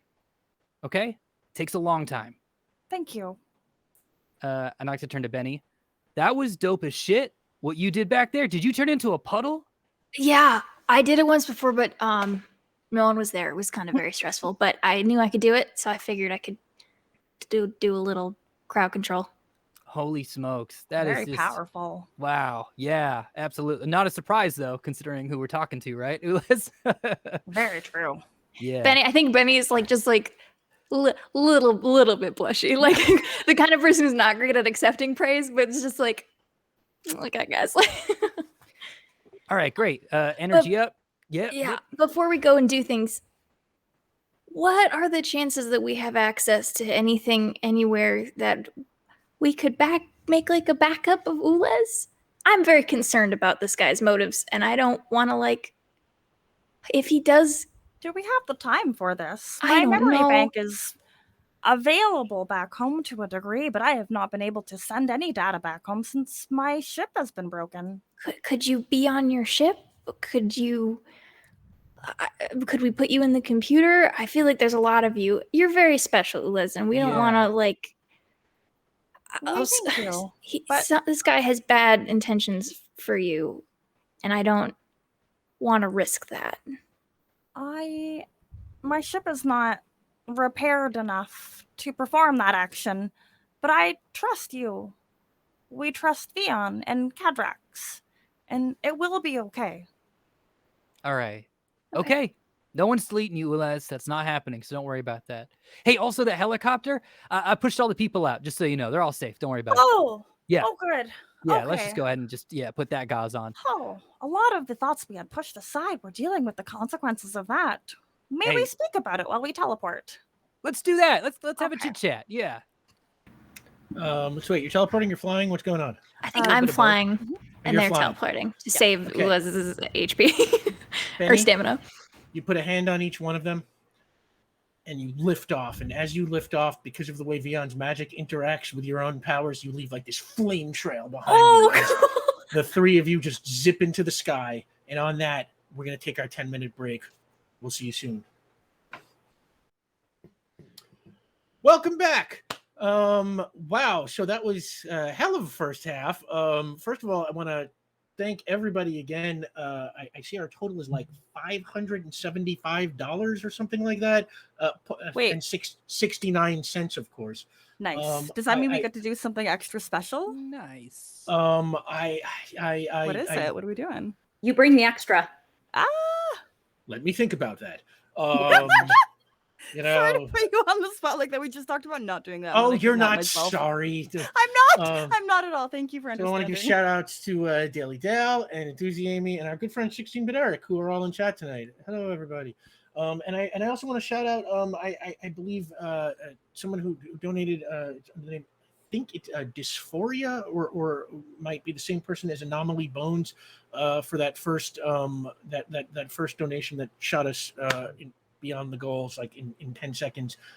Thank you so much. We are grateful to everybody who supports the show. We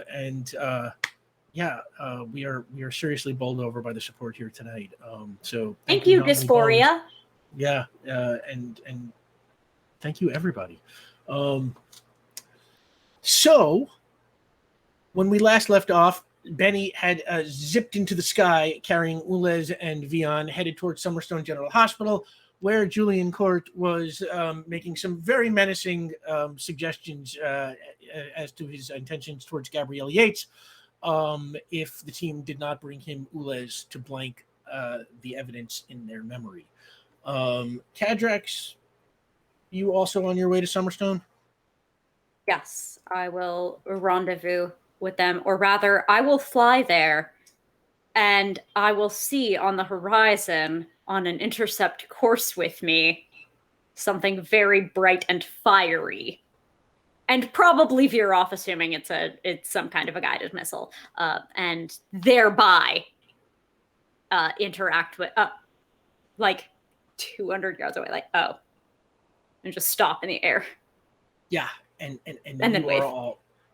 You are all just there together, kind of flying up. By the way, I am told now by Jake that it was GM for Life who puts us up over the $500 mark there. Thank you again, GM for Life, and thank you everybody. I know it's 669. Hey. Wow, y'all! Thank you so much. I cannot say it enough. This is seriously amazing. So yeah, thank you so much for the support, everybody. So y'all meet up, and let's say you make your way through the air towards Summerstone General Hospital. Jake, can you throw up the Avalon map? Summerstone General Hospital is located in Briarwick, which is actually just south of where you were in Northrow. You can see it there over on the east side of Avalon. You are headed towards Briarwick, which is just on the east side above the word Avalon there. You can take that down in a second. Let's say you land, down the block or wherever you all want to get your bearings. I want to remind you, you only have, I think, 2 earpieces left at this point. Is that right? Ulez, would you like to keep the one I gave you? Oh, could I? I would like to work on integrating it with my systems. It's something that I want to work on with Molly sometime. Sounds like an excellent endeavor. The two of you are becoming close. Yes. We have a lot in common, and turns out that is useful to have conversations about the exact same thing. Yeah. While we're floating up here in the air, should we come up with some sort of game plan? Oh, yes. We must extract Gabriella Yates that she not be used as a hostage. We should do that with all deliberate speed. Thereafter, we can extract Julian Court so that he might not do any harm to anyone else innocent in the hospital. And I'm going to float out this sort of thing to just keep in the back of our minds. Julian Court said, we should come alone. I don't think he ever said he would be there alone. We might just need to, be prepared for that. So that also puts the concern of the other patients in the hospital. Yeah. If he has a single-minded desire to exact his revenge and, do his thing, I don't think he's really going to care about anyone else in that building if it becomes an issue. What if we removed him from the situation? That's a possibility. Yeah, that's a good idea. Yes. Is the basement of Serrano Hospital still not active, but visitable? That's a I good am question. not aware, though that would be a considerable distance from our present location. Hmm.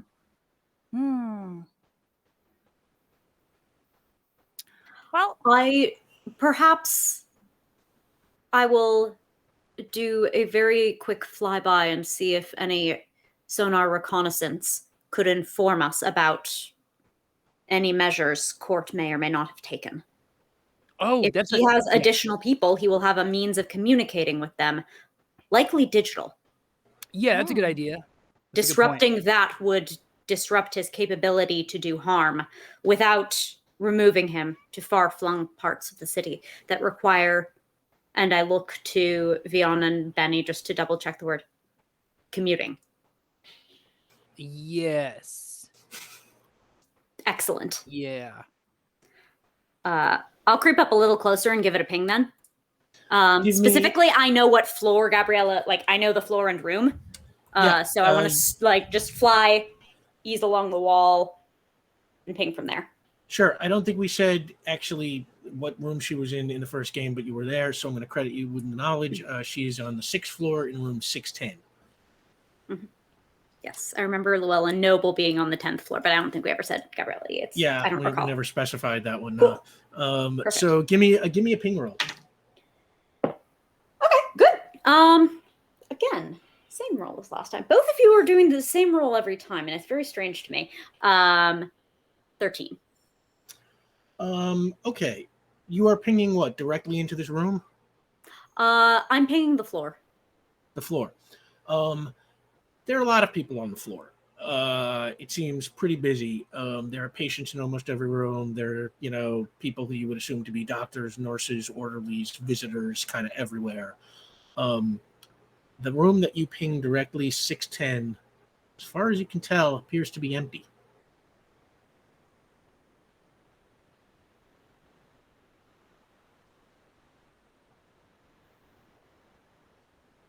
Interesting. Okay. I have my phone on me, and it's only been a few minutes. I want to look at the light and where it falls relative to the phone, because the shadow pattern will tell both the elevation and the side of the building. Oh, I like that. We're getting real the consulting best detective here. Yeah. Mm-hmm. Very Sherlockian. Okay, give me an intellect roll. Okay. I should. Okay, another 4, so that's a 10.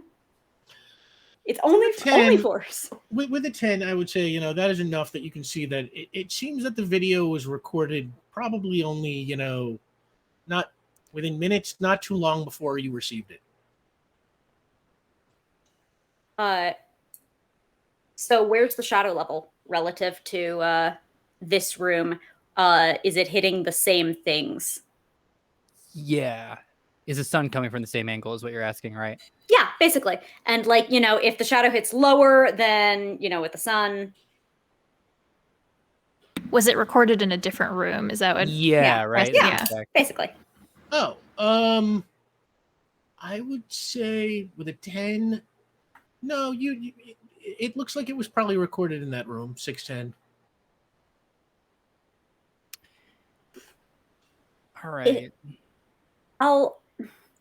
Right before I fly back, and of course I will report this over communicator, but, best to rendezvous physically, I will chance just the slightest visual observation.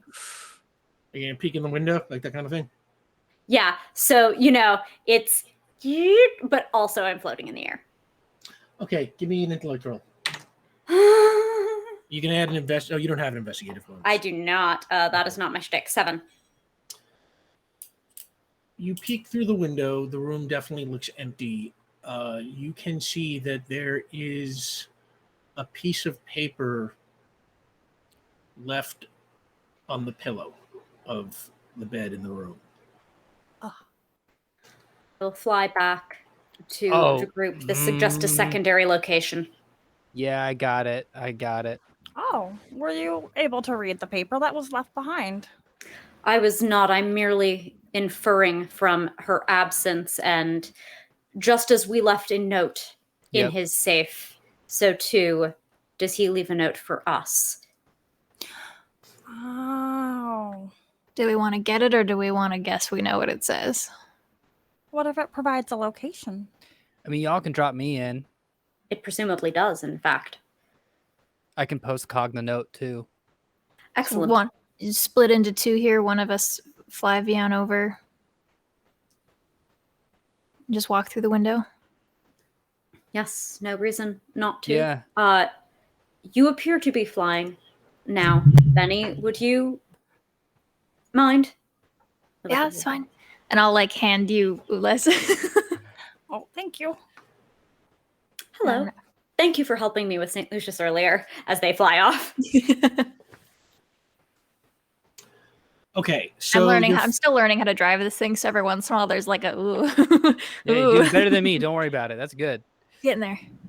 going slower this time, you do not leave that appreciable frame trail. So the four of you fly up now. Is that it? Everybody's flying up, or Just the two of us. Two of us are just me and Vion. Okay. Just to keep it low, keep us not a crowd. Yeah. Just a ghost and a flaming lady discreetly flying up the side of a building. Sure, I get it. No, you fly up the side of the building to the 6th floor, and Vion, you're just phasing through the wall, right? So we'll both face through the window. Okay, that's free. And you enter, and you go to the bed, and there's that piece of paper that is on the pillow, and it says, "We're on the roof." I thought he was gonna make a joke about, Is there a smiley face on got it? your stuff or something, or got your person, or guessed what I got. Good. He's Julian humorless. Cart's kind of humorless. Yeah. That's good. That puts us at a severe advantage in this situation. While we're here, do we want to have a look around? That ain't a bad idea. This was her room. I don't know if it'll have any evidence, but we look around. Also, I suppose we should use our one working earpiece between the two of us to communicate that they're on the roof, because Ules and I'll just text them because I don't have the earpiece anymore. I gave it to Ules. Shoots magoots. Yeah, I We're could on cast the roof, telepathy, but looking that's around better. the room. I just text them in the group chat. It's fine. Oh, ding. They're on the roof. Are we on the? Oh, they're like Julian Court, and I'll also send a photo of the note just in case, so we have it documented got with that. the evidence. Kadrak, should we go? Perhaps we too can reconnoiter from a distance so that we are not yet perceived by our opponents, but that we may gather information on them. We feel the same way that I did when Sandy was being attacked. Oh my god, my brain had a struggle there. This kind of hurt. Feeling it when somebody I care about is being harmed is unlivable.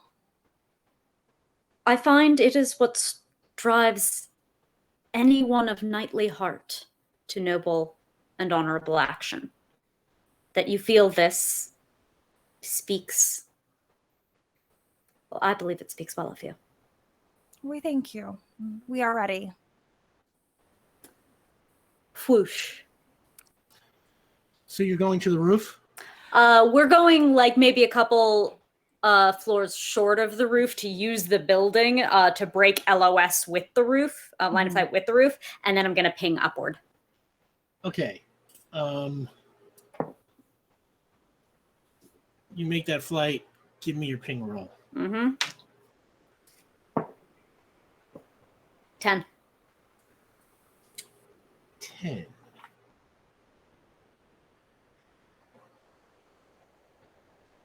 You detect 10.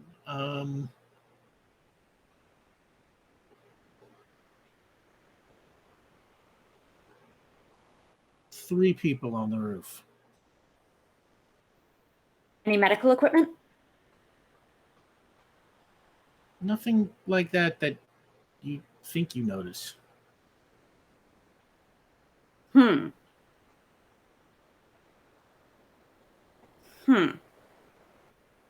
right.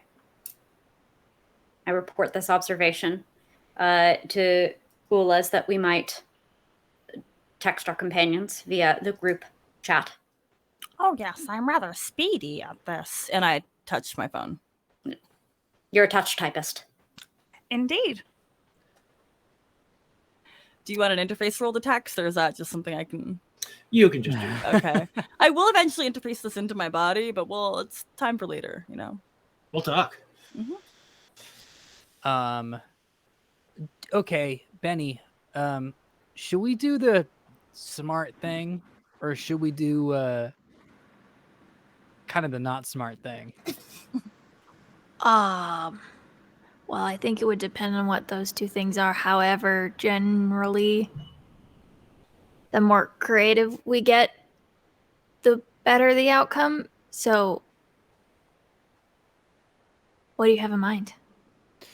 Well, I'm thinking we can both show up on the roof, you and me, or we can both show up on the roof, you and Cowell, a hostage that you're keeping. Oh gosh, what if he's already up there? I think that could just make things more interesting. Now, keep in mind, I don't think things A, B, C. I stop at B. But Okay. But if he is already up there, that really complicates the matter. Okay. And then we just say we're just doing a trade-off. Okay.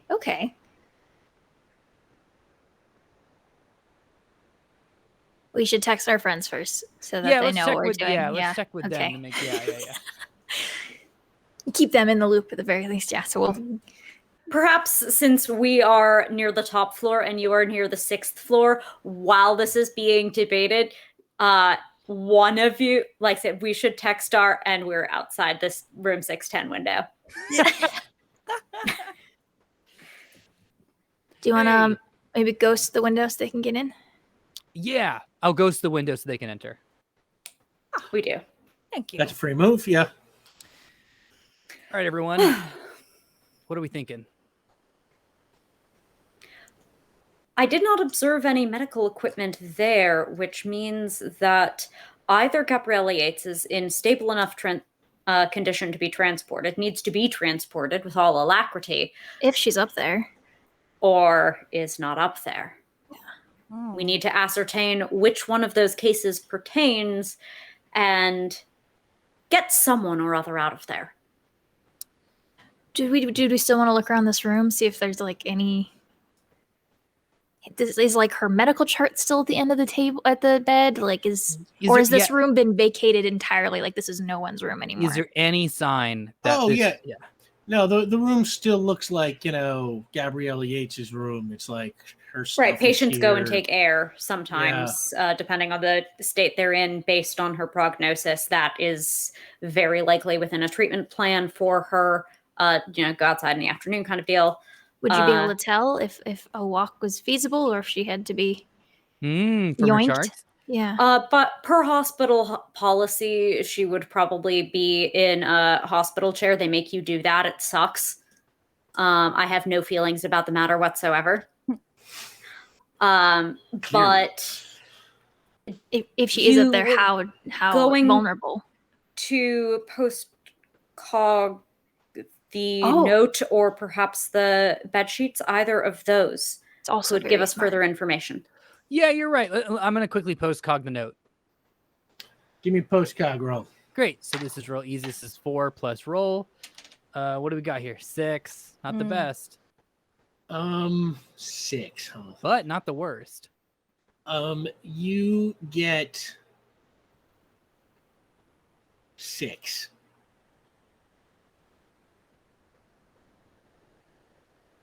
For 6, you get Julian Court walking into the room. Gabrielle Yates is already gone. He picks up a pen, writes this note, leaves it on the bed and kind of smirks a little and then leaves. Okay, well, Hmm. not super useful. All right. Then there are other ways that we could spend time reconnoitering, but we do not know if they've perhaps taken Gabriella Yates in not fully stable condition. Rather than attempt further reconnaissance, I think we should Go. initiate. We agree. Okay. Mhm. So we got really quick. I'm going to put two options on the table. One is we go up. It's going to look like Benny took in Colm Cowell. The other is I can Oh. turn one of you invisible. Oh. Could I be invisible? Yeah, Liz, you want to be invisible? Yes. We never Okay. got to turn to stone. We like the idea, and then if Gabriella is up there, then we can grab her, and that will be rather seamless. If there is That's a great. place, And also, why would we ever bring Ulez with us? Right? Ah, So this actually works perfectly within the narrative. So we actually are bringing Ulez, and then Ulez, you sneak up and you teleport Gabriella Yates if Gabriella is there. If she isn't there, then I suppose you just teleport away anyway. I cannot leave you. That's a good point. But also, we don't want you to get hurt. We are capable of our own means of egress. I If float. we, okay. Yeah. You know, we'll make this. We'll figure. Yeah, we'll do this. We'll do this right, no matter how it Maybe- shakes out. Maybe if you can't, if Yates isn't up there, maybe you find the security system in the hospital and try to see if she's anywhere on any of the cameras anywhere else in the building. Then we at least have eyes on her if she's not up there, and then you're still Brilliant. safe. Yes. I like that. Ula's continued corporeal functioning is the highest mission priority. Nothing else is a greater objective than that at this time. And you'll be invisible still, theoretically, so you could just move freely through the hospital. Ooh. Okay. Very well. And I would like to really quickly, just like before we, I guess, hop into this plan, like again, like kneel by Ulez, so we're like eye to eye, just like the anger that you're feeling, you feel it. Feelings are not actions, okay? They are reactions. They're responses. Take that anger and make a plan with it. Don't lash out. Make a plan with it. Don't let them play you. You play them, Ulez. You get them in the end, okay? We appreciate you for that. All Thank right. you. Exist well. You as well. Let's make you invisible, huh? Yes. I'd like to cast invisibility on Ulez. Give me a magic roll to turn on invisibility. This is 8 plus roll. That is pumpkin blowing little hearts. So that's 8 plus 6, 14. Nice. Yeah, okay. Now you have invisibility level 5. Yeah. Give me a roll on that. Here we go. 5 plus roll. 9. Ulez, you fade from sight. Can anyone discern how many fingers I am holding up? No. No. If you told us. Oh, 10. Oh. I would not have been able to observe that, for you are invisible. Excellent. Okay, we are ready. All right, let's do it. I could Right, have so used the- my sonar. The three of you are going up to the roof. Ulez is going looking for... Ulez is Gabriella coming Yates. as well.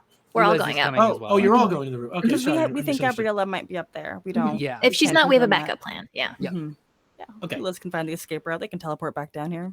You are on the 6th floor. The roof is... the building, I'll say, is 15 stories. So you Are we have- flying up? Or are we... Raise the window and fly up. Yeah. Yeah. Let's do that. I phase the window. You phase the window, Cadrax, you can fly everybody. You fly up the side of the roof. And when you get there, the roof is wide and flat. You know, it's a pretty big building. There's only one point of access there. You can see a single stairwell that lets out onto the east edge of the roof. The rest is, like I said, flat, kind of featureless. There's, some HVAC vents and work and stuff like that. Kind of just typical roof stuff. There's a light metal railing that is around the entire perimeter. I don't know. That's about it. And right in the center of the roof, all alone, stands Julian Court. All alone? Is that the case, Cadrax?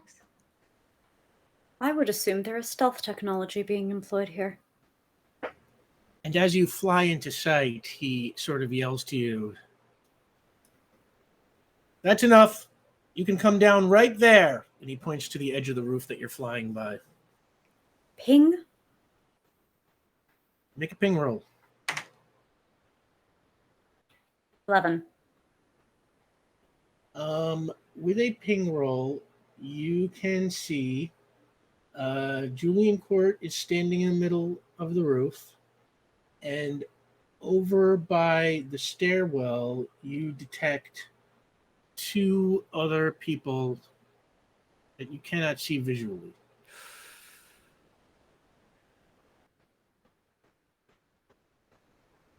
The two other people are by the stairwell, and I think Cadrax uses the voice rather than their voice, so that their lips don't move as they communicate that. Oh.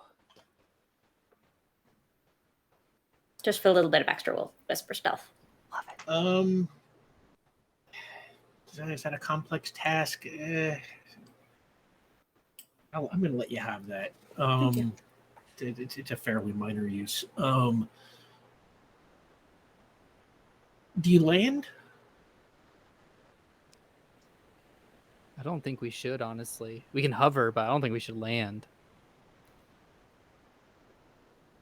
I'll be landing until I think there's a way to sort of like feel the resistance of a passenger while flying. So when I feel Vion's like, not yet, kind of like energy, I'll stay and hover just a little bit. And I'd like to keep a fairly continuous series of pings. I think Cadrax will be focused. Their focus will be pulled by tracking those other two. Okay. Unless otherwise stated, so they won't be acting Give me a as complex heavily. task roll to represent that series. Yep. Oh, there we go, baby. 15. Okay. What do you want to do? And Julian Court again, he says, "Land right there."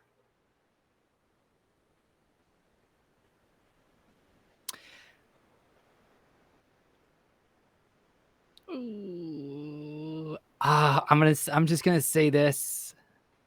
I in my pocket, my hand is in sort of, because we're still I have like that track sort of suit on because we're still in disguise, technically speaking.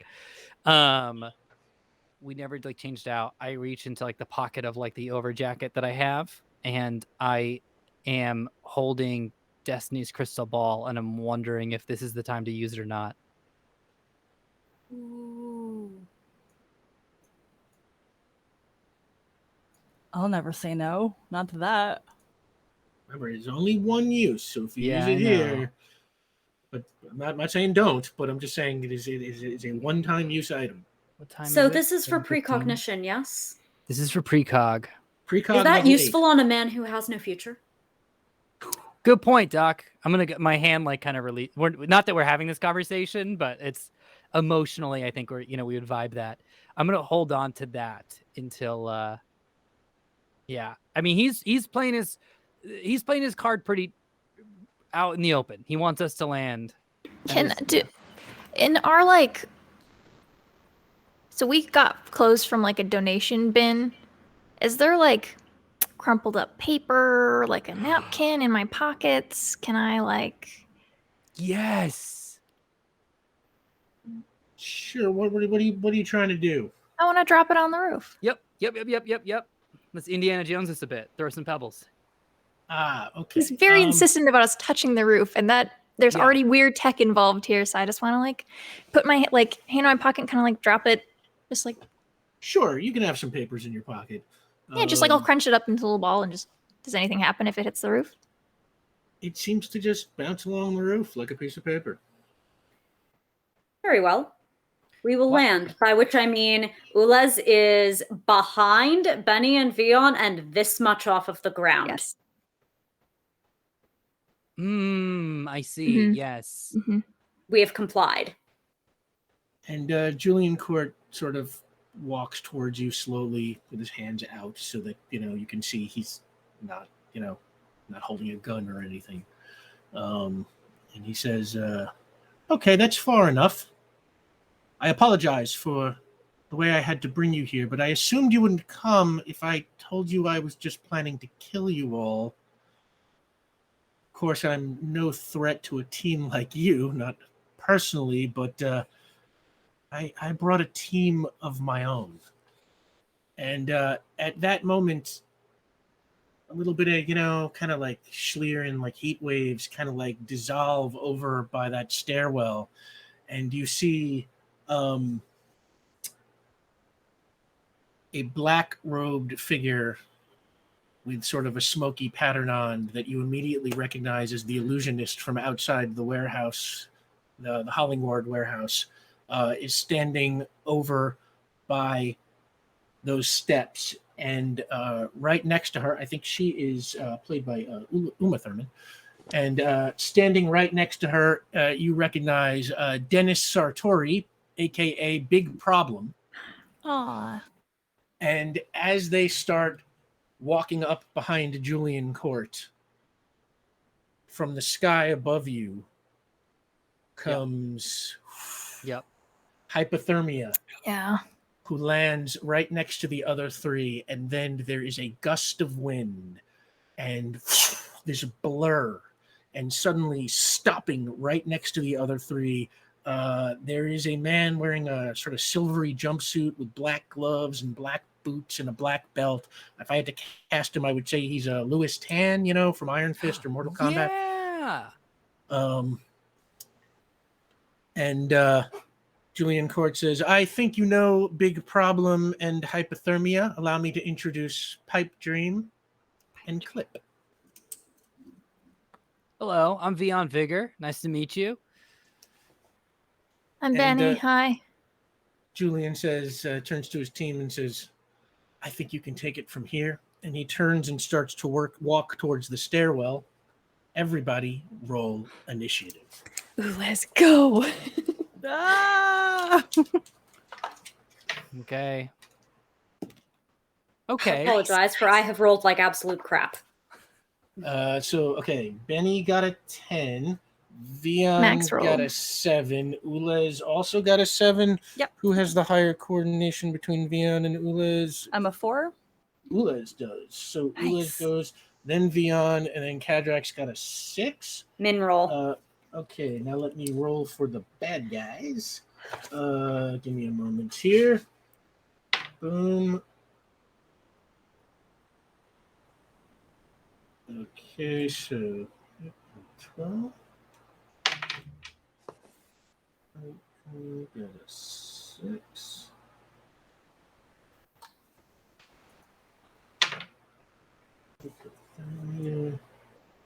Got 5. These are scary. Mm-hmm.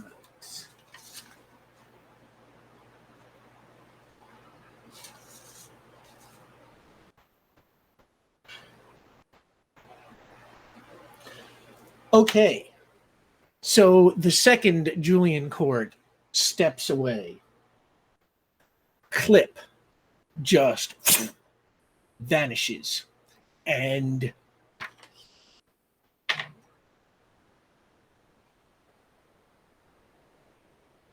okay, so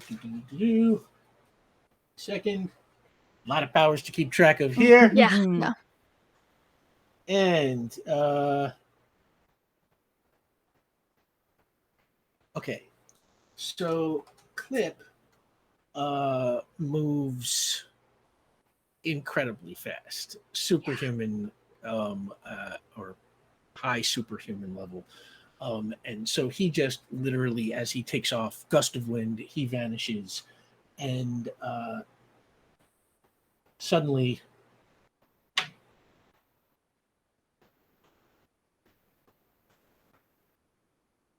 Cadrax, make a coordination roll. Make a reflection roll or first. Make a reflection roll. All of mine go through that, yes. Okay. And I think in terms of narrative here, Cadrax has stiffened at the sight of the speedster. Cadrax was threatened at the thought of the speedster having brought Ulas there. There is a certain amount of wall of force that they have up the moment that they see him. And him? Clip him. Yeah, Louis Tan. Well, you don't know his real name. That's the actor. I also don't for sure know the professional nouns. But through the magic of fiction, people get to psychically know those. And then I never have to, oh shit, sorry, they. Oh, hey, Matt's die. Let's go. So that's... That's total 10? Yes. 10. Versus the attack level. Ooh, okay. Clip comes, I mean, again, you don't even see it. It's just like he vanishes, and the next thing you know, you feel this massive jolt against your reflection field, which you kind of just had up out of like caution. I mean, you wouldn't have even had time to react. But as it hits you, it's a marginal success. So both you and Clip take damage. Well, now I make my coordination as usual. Okay, give me your coordination roll. I don't know whether or not they do. Oh yeah, both you get your normal resistance. Cool. So that's a 10 again. And both of you managed to avoid getting hit by the reflection. Clip, of course, his coordination is through the roof, so he is not affected. But you can see him sort of stop, and he's a little confused by what happened. Next up is Benny Beckett. Okay, so I'm gonna kind of like step in front of everybody and kind of like I can't see the speedster. He's just like running around, right? I can't get eyes on him. He just stopped. Oh, he did stop. He stopped right now. Yeah. Oh, okay. When the reflection thing happened, he kind of it sort of like broke his concentration, and he's standing there. Cool. So I can see all four of them. Is that right? Yeah, all four. Four superpowers. I just kind of want to be like, listen, we don't have any problems with any of you. I couldn't care less about what you do with your day, as long as you don't bother us. I truly don't care. I have no beef with any of you. And I'm going to start my hands on fire. I will defend my friends, but I don't want to have issues with any of you. So you're not attacking? No, and I'm going to full flame on, though. I'm going to start turning to lava, but I'm not attacking. Okay. You full flame onto lava. That is automatic.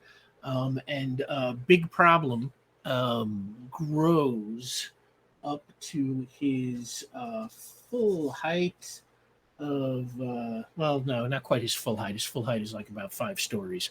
So let's say he grows to about 30 feet tall or so, and just sort of starts to expand in size. And he's like, well, that's very nice of you, but I don't think you're going to top what he's paying us. And on that, he goes to bring his fist right down on you, Benny. Oh, that's a bad choice on his part. What am I rolling coordination? Well, if you're trying to dodge, it's coordination, yeah. I kind of want to take it. Because then he gets hurt. That'd be a strength then? That would be a strength roll if you're going to try and take it, yeah. Yeah. And I am lava, correct? Let me make sure that... Yeah, you were in lava form. That's what you said, right? Yeah. You said you fully flamed on. Right? Yeah, fully flamed, and I use my turn to turn to lava. Okay, that's only a 7. Okay. This will hurt him more than it hurt. Yeah.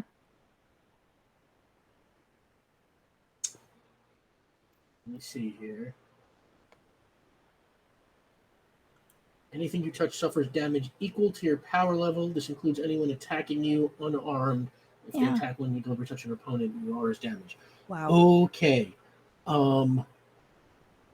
His fist comes down on you, and you sort of try to take it. And 7, you said? Yeah, it's only 7.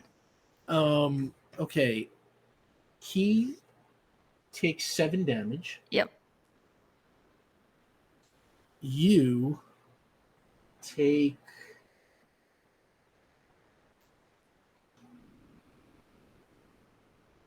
4, which I think brings you down to 2, if I am counting correctly.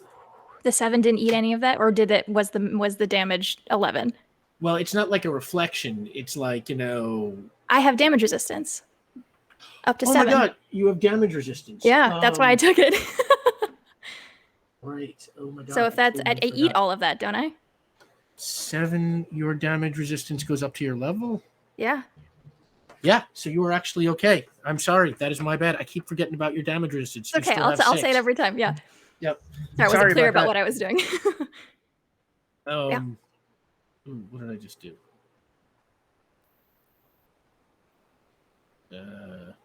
Caused a big problem for yourself. Big trouble. Okay. That brings up. Ulez. That was Galley. Benny. Oh no, and one big of the baddies. problem. No, that actually brings up Ulez Galley. Yay. I teleport away. We had a plan. Have I been?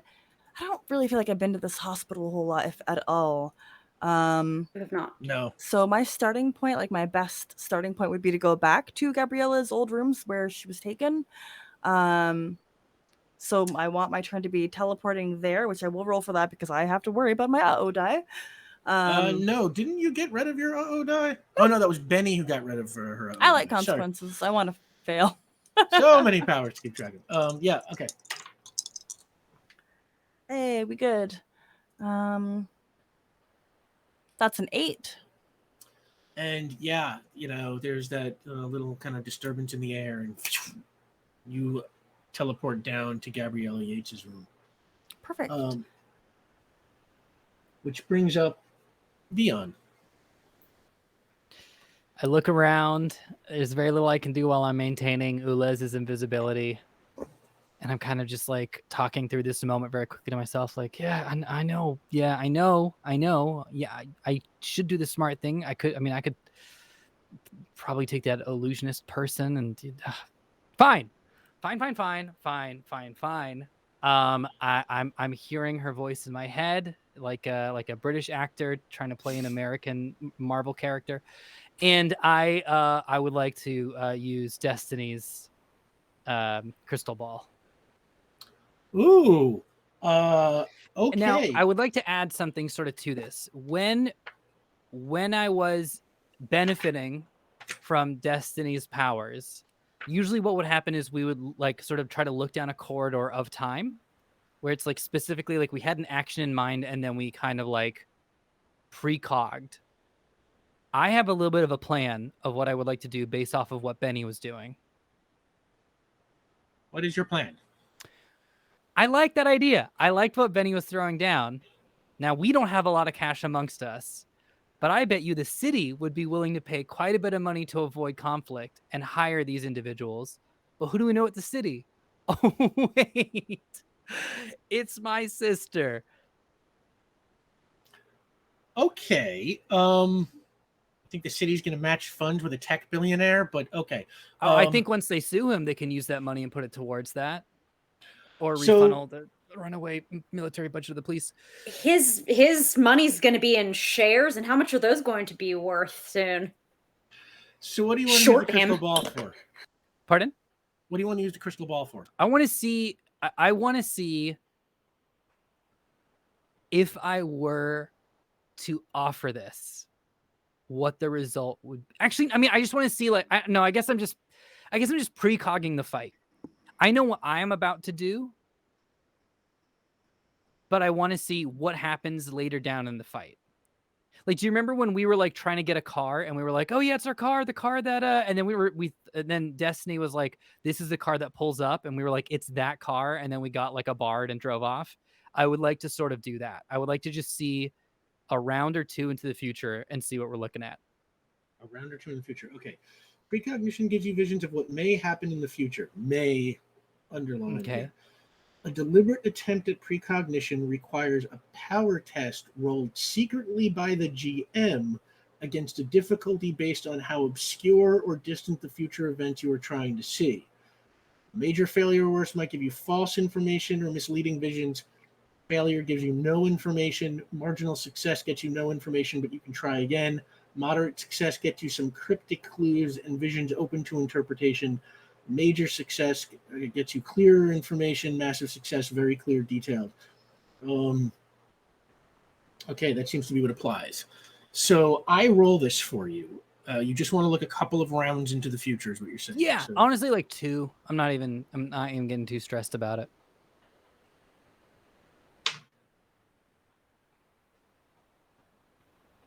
okay. What do you see? You see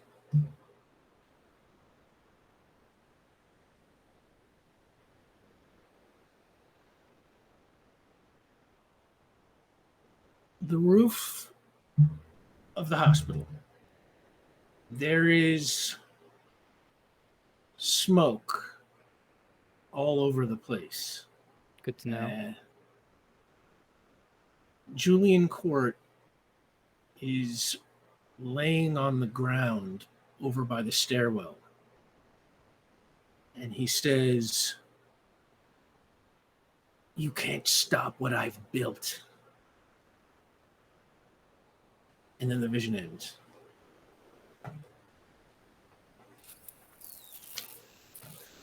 That brings up. What does that bring up? That brings up Pipe Dream.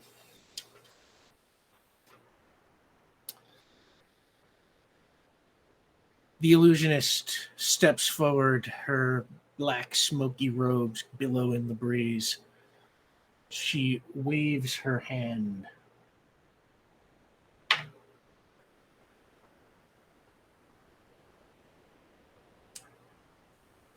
And as she waves her hand, in front of you, between you and her, between the three of you and her, appear a line of those zombies that you saw in the warehouse. And then she says, I can do better than that. And she waves her hand again, and the zombies change into a lion, a tiger, a jaguar, cheetah, these great cats. And they start walking towards you. And she says, "Have fun playing with my pets."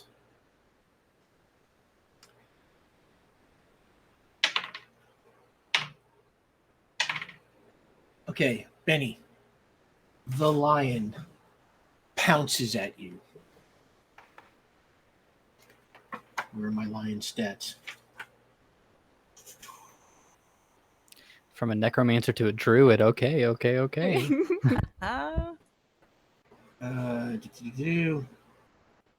The lion pounces at you. Okay.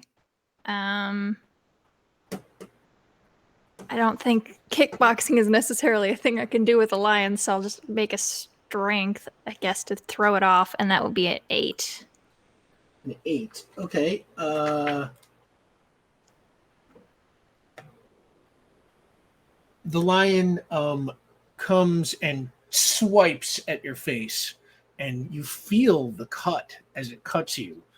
But your damage resistance absorbs the damage. Yeah, she's just gonna try to like heave it off, whatever it does. But even though you are not damaged, you felt it hurt when it cut you, and you realize without the damage resistance, you would have been hurt, and you get the picture. These illusions can hurt you. Yeah. We felt that they were physical. We had an experience with the zombies. We just we figured that out earlier. So good confirmation. Hard light. And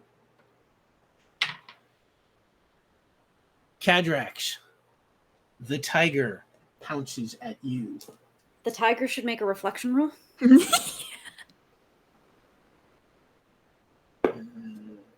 Versus 9. Or I guess I'm making a reflection roll versus the tiger before I take a coordination. Yeah, I mean, at a 9, the tiger just sort of leaps at you and falls back. That's fair.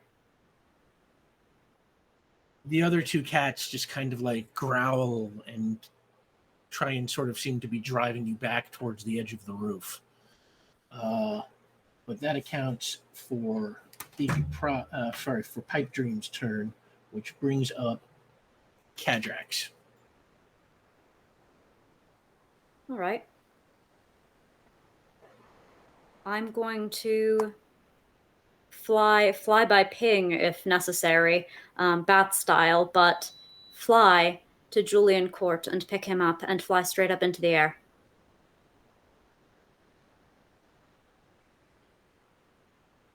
Okay.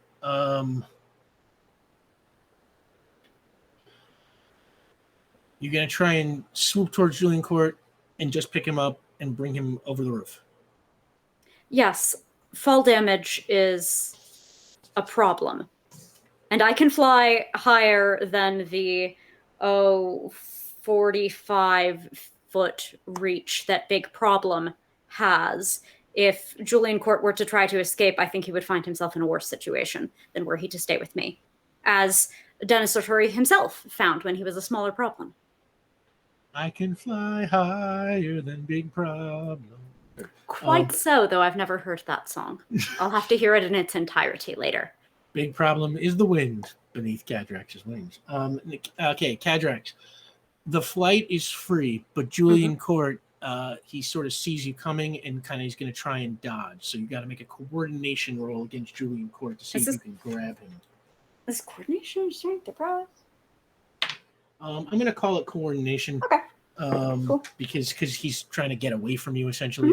9. Okay. You just barely managed to snag him.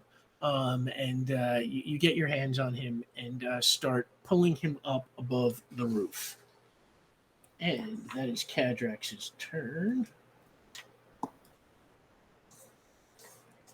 And you fly up above the roof, and hypothermia shoots after you and fires an ice beam that tries to grab you by the leg. If you want to dodge that, it's coordination. All right, I'll take my reflection roll. That's a 6 for reflection before my coordination. 6 for reflection. Okay, hang on a sec.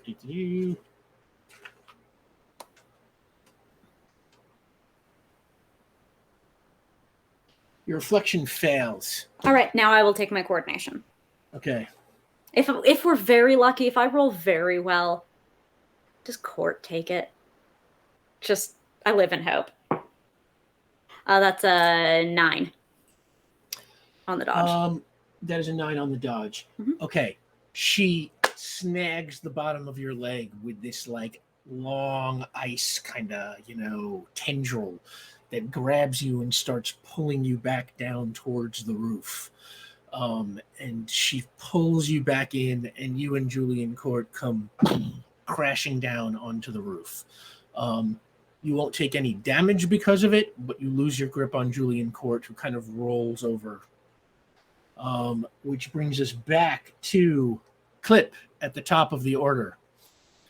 Clip comes running towards Cadrax. And he... What is he going to do?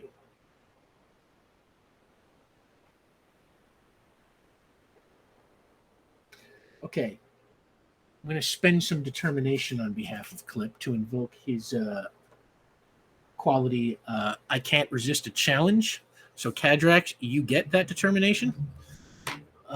As Clip comes racing up to you and tries to grab you and run down the side of the hospital wall with you, taking you off the roof with him.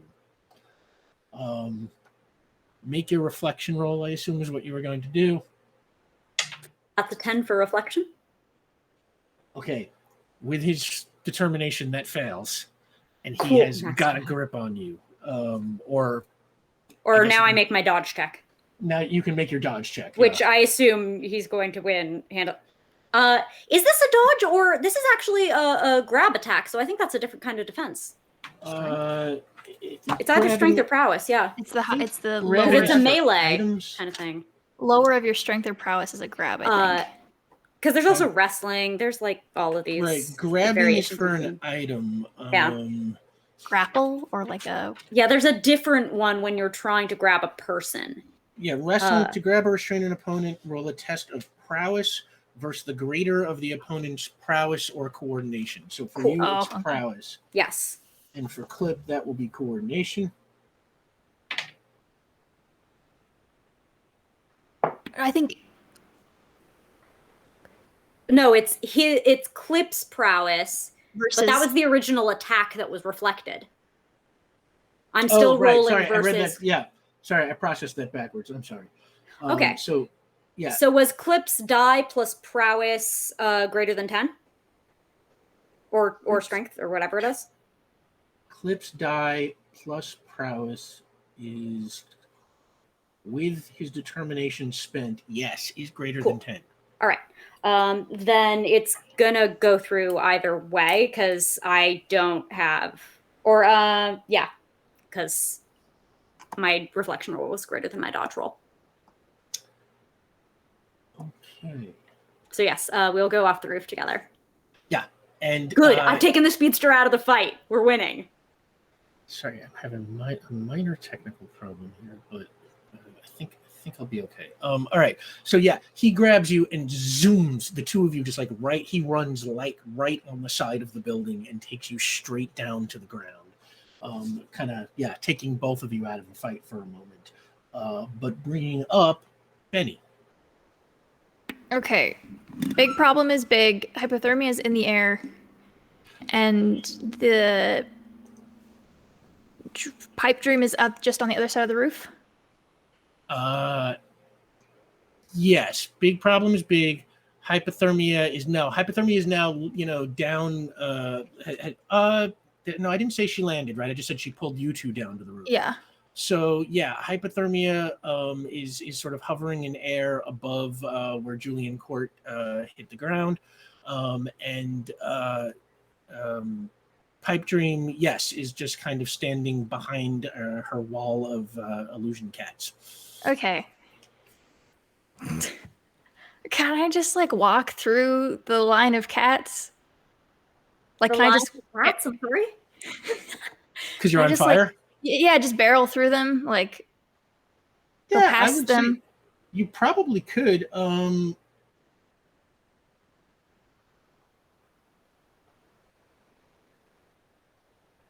to think. You don't have to dodge them necessarily, right? You have 7 as your damage resistance. Yeah.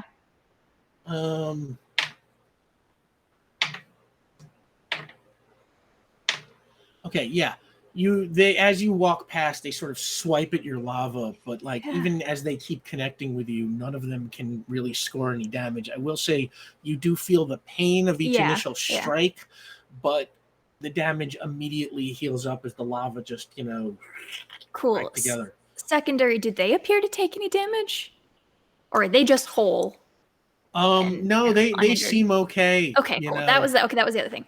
So I just want to I want to walk up to her, to Pipe Dream. Yeah. And I just want to be like kind of like a slowly approaching, like you would approach like a cornered animal. But like does she react to me just continuing on? She starts backing off as you move past Okay. the line of cats. Listen, I'm serious. I really don't want to have to hurt you. You seem really cool. This is awesome. I'm being genuine. He's not worth it. Has he already paid you? Take the money and run. The shit he's doing, it's not good. And I don't know if you all have any particular moral alignment. I don't care. As long as you care about yourselves more than you care about him. Okay, give me a willpower roll. Oh my god. Okay.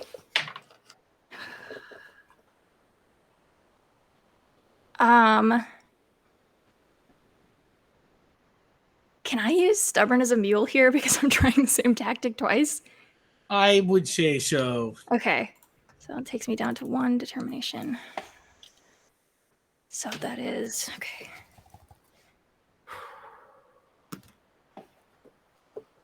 $11. 11. Okay, where's pipe dream sheet? Oh my god, you cannot believe how much paper I have in front of me right pipe dream. Wait. 12. Sorry, I can do math. 12. 12. Wow. Okay, that makes a big difference because pipe dream got 11. So No, it was 12. I've added +1 instead of +2 for the determination. that gives you a moderate success. And she's just like, He's not worth it. he's worth billions. Yeah, and I'm sure you could take that from him. You could take more from him than he's offering you.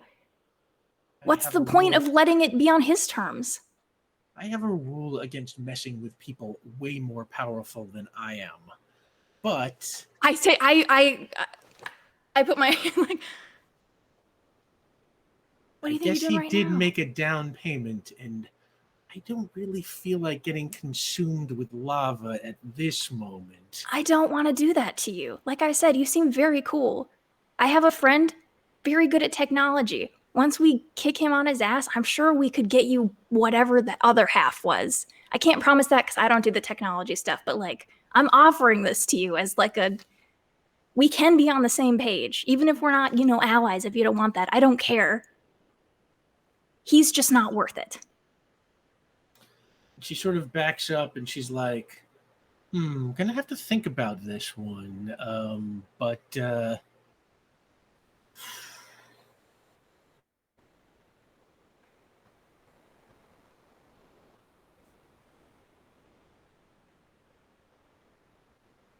you got a 1 point advantage on Yeah. her. She's like,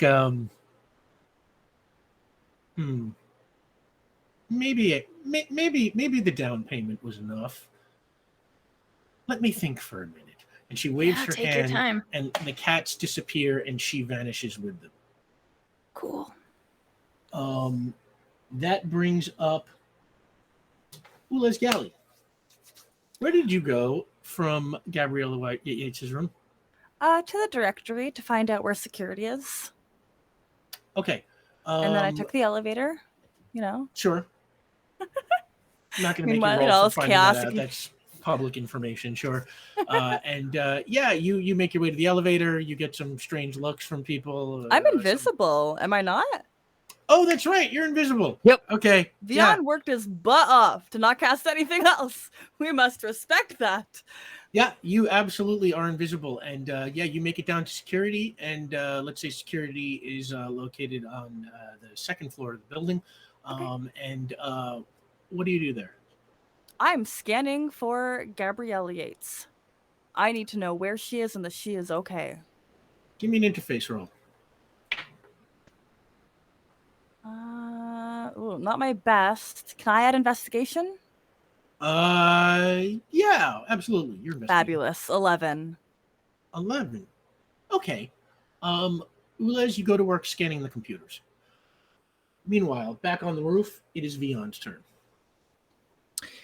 I would like to, let's see, right now I'm kind of just in full bard mode.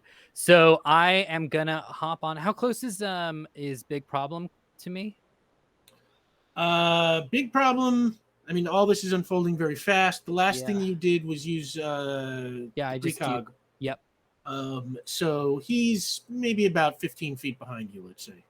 Okay, tell me if I can do this, Rick. I would like to just kind of like run and like sort of jump onto his foot as like a platform, as like, on his shoe, and just kind of stand and hold onto his leg to be like, hear me, sort of thing. Is that possible? Yeah, it's a movement, so sure. Great. As I grab onto Big Problem, I would like to, because I want to talk. That's going to be the main part of this Yeah, you round. jump But onto his foot, and he's like, "What's up, little man?" yeah, I would like to quickly ghost him. And just I don't want him stomping anybody right now. And I just want to yell out, Benny's right. You see this? This is from it's a pain in my, well, it's long story short, I suppose. This allows me to see into the future, okay? Magic crystal ball. And I just looked a few seconds into the future, and guess what I saw?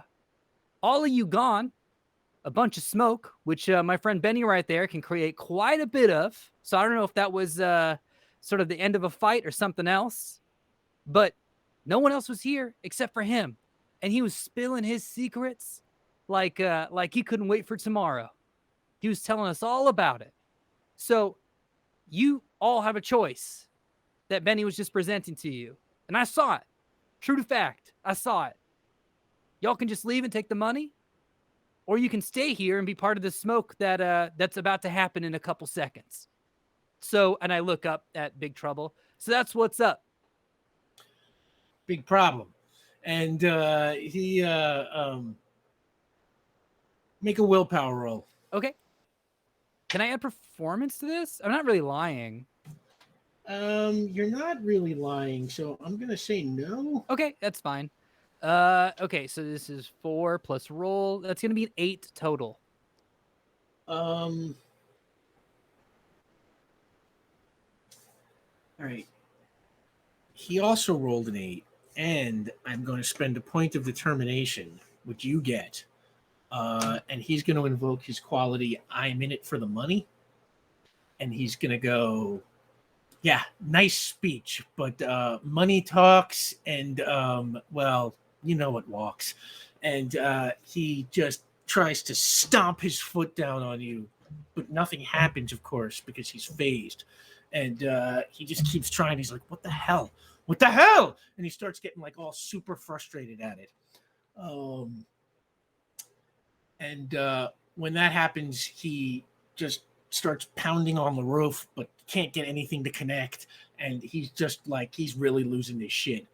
And that will take him out for a fight for a moment, as long as you got him phased, which brings up King Kong ain't got nothing on me.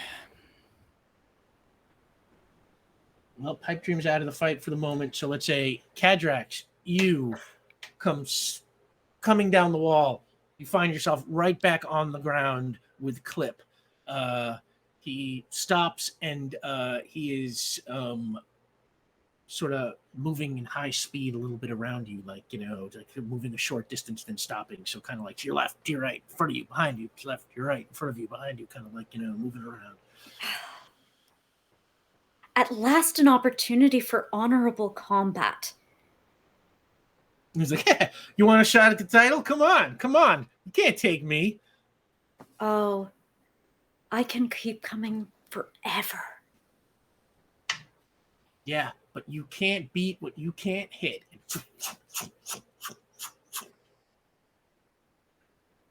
Oh, no. I am going to stunt. I'd like to invoke nullification. Ooh, nullification. Oh, you sweet summer child. He has no idea what's coming. So, what do you have? You have 2 right now, so that brings you to 1. Make a complex. So I'm doing this task roll. basically as a complex task roll, Yeah. stunting for a secondary effect. Make a complex task roll.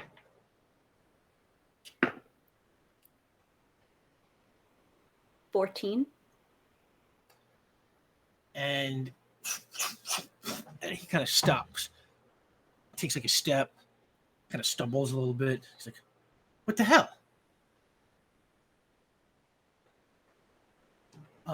That was your turn. which brings up.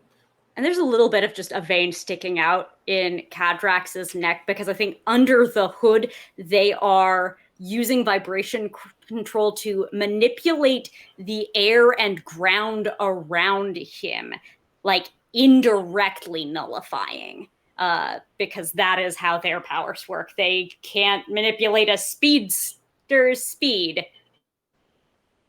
Just manipulate the world. Love the big brain on this one.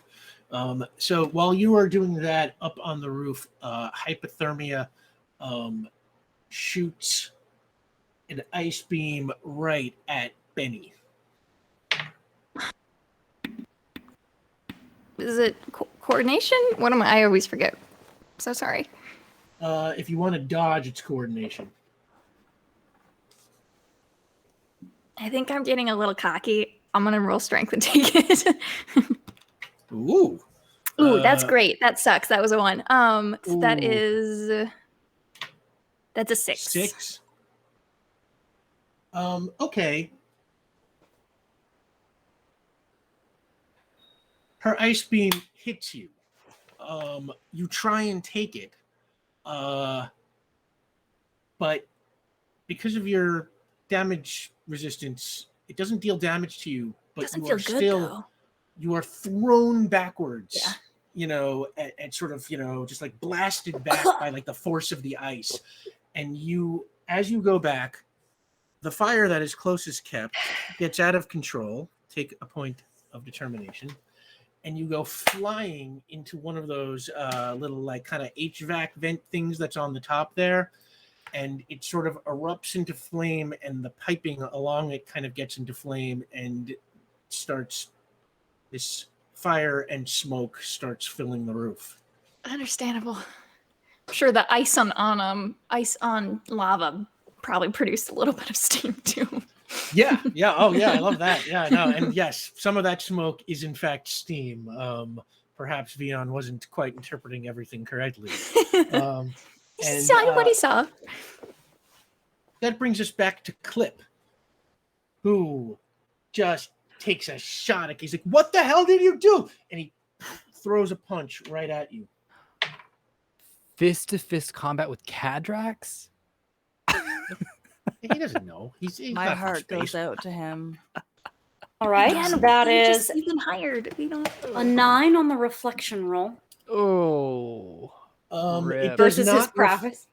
yeah, it does not reflect actually. Cool. Now I roll prowess Now roll prowess. because this dude got into melee.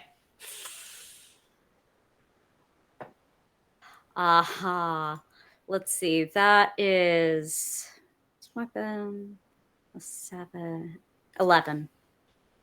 And you like manage to block. I mean, you know, if that's Shields what you up. want to do, yeah, just block his punch, and and he kind of, you know, like with his hand, and he's just like, "What the hell? What did you do to me?"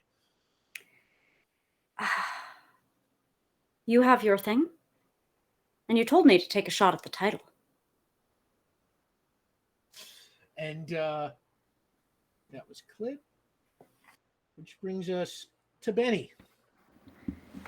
Okay, well, I get up and I turn to hypothermia. I'm like, come on, man.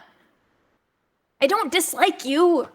God, and I'm going to turn it, and this is a hospital. I don't want it on fire, so I'm going to use element control, and I'm going to try to pull it all back into myself. She's like, "I don't dislike you either. In another world, we could have been like a great team, right? Fire and ice." That would be really cool, actually. And I'm like, Yeah. Well, getting paid is cool too. did you not hear what I said to your friend? I don't think you need him to get paid. And yeah, okay, I'm going to roll. Oh, I got to roll this dice. Okay. Oh, God, I don't know. I'm sorry, you said you were. I'm going to pull the fire off of the building. I don't want it on fire. Right, okay, so it's a This fire is control. Yeah. hospital. Yeah. This is not. Oh, God. 5. With a 5, you were able to sort of pull it down to like a smolder, you know, kind of just some smoldering embers. Okay. But at this point, it's like, you know, it's kind of all over the pipe. It's spread a little bit to the roof, and there's kind of smoke everywhere now. That's, yeah, as long as it's not big flames. And I do have to roll to see if I burn out, if I can do that again. Ooh, later. yeah. Oh, I cannot. That's the last I can do of that. So Ooh. Yeah, not great. So that brings up Big Problem, who is still just let me hit things. Come on, you chicken. Come on, you freaking coward. I'm just holding on, just like swinging back and forth, just waving. And he just keeps like punching, kicking, trying to do anything to hit you. And as he's like doing that, like he's, come on, you spineless little. Let's sit down for a second, and kind of he gets a little tired, and he starts shrinking back down to his regular size. And as he does, he kind of sits down on the roof for a second. Whew. That's a dirty trick, you chicken. Fight me like a real man. Oh. Whew. And yeah, he sits down to catch his breath, which brings up Vion. Oh no, which brings up Ulez. Nope. Yeah. I'm sorry. Boom. Ulez, you have been scanning the entire computer. And you went through the computer. You went through. You don't see any records of transfers or changing Gabrielle Yates's room. You go through the security cams. You do not see her anywhere that there is an accessible camera. You go through the recordings of the cams and roll them back, and you see Julian Court kind of carrying her, like style, and he brings her just down the hall from room 610 to room 615 and stashes her in there, closing the door behind him before going back to the room, presumably to write the note. All right. Let me teleport back up. You're going to the roof, or you're going to... I'm going to go visit her. I want to make sure she's okay. All right, give me a I teleport could take roll. the elevator. It's like 4 flights, but no, I'm good. Teleport isn't that great, though. 7. 7, how's your uh-oh die? 6. Okay, so uh-oh is good, and 7 is enough to get you there. Does it get me up like 3 flights of stairs? Yeah, you into the room, and Gabrielle Yates is sort of laying in the bed, and she sees you, and she says, whew. We greet you. We greet you. You're Are not you... a ghost, are you? Oh, no, but I have been a ghost before. It was a wonderful experience. I wonder if you cannot see me. Perhaps you just saw the crackle. I see where the ghost confusion comes from. I am unable to turn off this invisibility, but with your consent, could I hold your hand? She kind of reaches out towards where that flash of teleporter light happened. And I'll reach out. Our name is Ulez Gali, and we knew Maria. And she sort of visibly shakes at that. She's like, Maria? She kind of, who are you? She sort of reaches out with her other hand to try and sort of feel wherever you're at. Oh, my face does not match a lot of the same quirks as humans, but please understand that we intend no harm, and we only want to let you know that Maria would have loved you.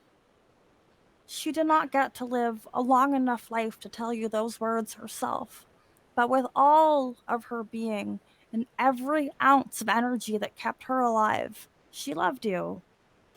And she, you can see visibly like her face like contracts and like tears start to pour. How is this? How is it possible? How is it possible? We just need you to understand, and please believe us. Liz, do me a favor, make a willpower roll. Oh dear. Okay, I might have to use my. Oh. Wait, no. You also that's have 2 good. points of community willpower, and this is a beautiful and star-filled roll. So if you want to take that, please. My own willpower is disgustingly low, so I think if I get the okay from everybody else, I might. Oh, 100%, 500%. This would fall under. I mean, strangely protective. You're also being honest. Yeah. So hecking honest, but naive. Yeah. I don't know. I'm willing to say, at least one of those is close enough. Mm-hmm. Strangely protective. You are essentially trying to help this woman. My friends are fighting on the roof, and I am down here. And you know what? Honestly, honest but naive. You are being honest and naively assuming that this little old lady is going to believe you speaking on behalf of her sister that she never met, who That's died so in legit. 1931. Mm-hmm. So let's say honest but naive. So that Okay. takes the community determination down to 1. What does that bring your roll to? 11. And with tears streaming down her face, she's just like, I don't know why, but I believe you. We thank you, and we want to make sure you're okay. Are you being cared for in here? Have people come by to check on your status? We understand a little bit of this procedure. Do you have papers that signify all of the information that is relevant to you? I think I'm okay. That horrible man forced me from my room, but then just left me here. He committed no harm? Beyond the upheaval. He locked me in. Oh, the door was locked? Oh, from the inside. We are very sorry. We will make sure that does not happen. And we almost wonder, perhaps we could find a better room for you. That would be nice. We will organize something. Please stay here. And when you go indeed and try the door, it does seem to be like jammed somehow from the outside.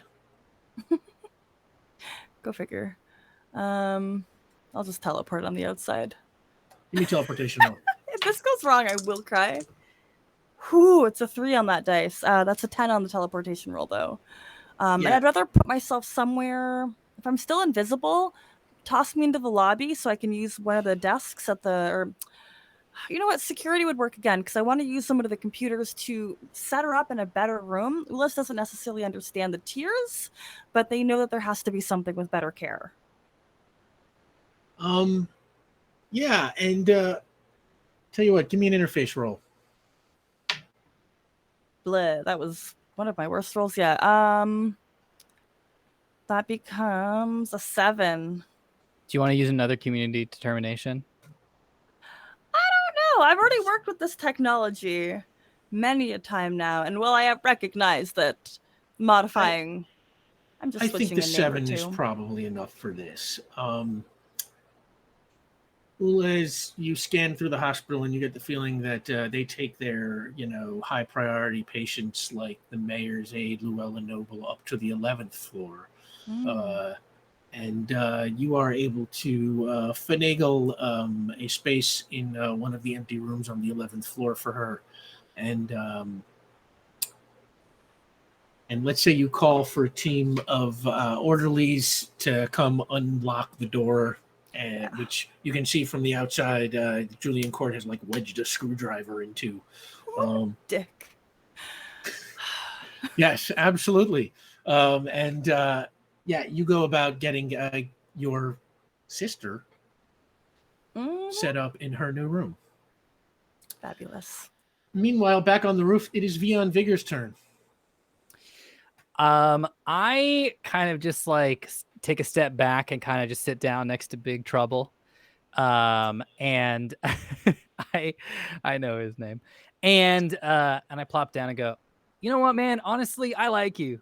I legitimately like you. And I think there should be more people like you just out there running stuff. I feel like you get it better than a ton of these yahoos that are trying to like that guy right over there, and I kind of thumb, towards the mastermind behind the curtain who's laying on the ground right now. When you're working freelance, man, you don't look at the per gig rate. You look at your annual income, right? And I'm thinking, what's going to happen after this job for you? And again, I genuinely like you. Like, I really mean it. I know someone who works at City Hall. And I'm thinking, instead of you just doing this job and then ducking and running because, we're going to win. I saw it in the future, it's the crystal ball. We're going to have to report you and all this stuff. Why don't you take a government contract, man? I mean, you're out here squashing people and kicking buildings and stuff like that. What if, anytime there's a natural disaster, you could use your powers for good. You could lift trees out of the river, or maybe there's a cat stuck somewhere and you can go fetch it. I think you, man, I think you'd be a freaking hero in this town, because I think the reason you're called Big Problem is not because you caused big problems. I think it's because you solve big problems. I think you're a big solution here, sir. And I'm being serious. My sister works for what I assumed was something to watch over and control people with supers. I don't think that's the case. I don't think that's what that department's for anymore. I think that department is to utilize our abilities. I think we are not a threat to society. I think we're a solution here. And I think that starts with you. And hey, you might be like, my heart's not that big. I don't, I saw it. It was pretty big. But let me tell you, the money's good. Because government money, that money's real good. They complain about it. But I work both sides of that. That money's a lot better for what you're doing. And you get benefits.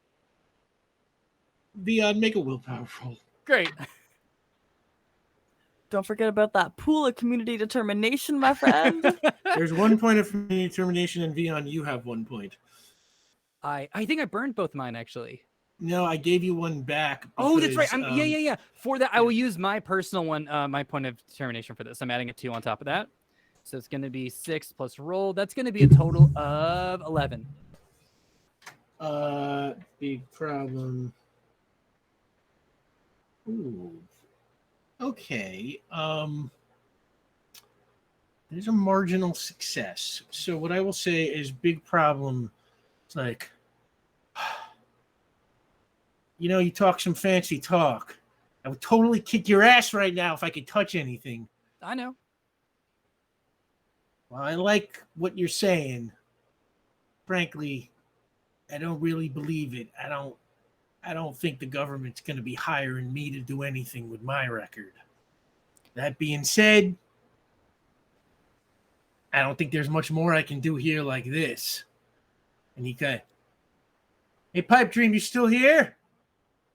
And there's like a little kind of like shimmer, and Pipe Dream sort of reappears, and she's, yeah, I was waiting to see if the tide turned. And he's like, get us out of here. She waves her hand, and the two of them It's nice meeting you. Think about sleep on it. Beyond, you are on the roof with Benny, Hypothermia, and Julian Court, who is still laying on the ground, having been pulled down by hypothermia and taken some damage. Cadrax, you you are next. Cadrax. Cadrax is smiling. They hike their sleeve up and expand out the Plasium buckler from their shoe. They take out their baton. I do a couple things my friends would say, well, and this was my first day in a long time that I was able to do surgery again. It felt really good. In fact, I think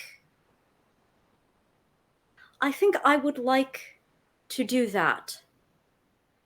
Oof. But I am also a combatant.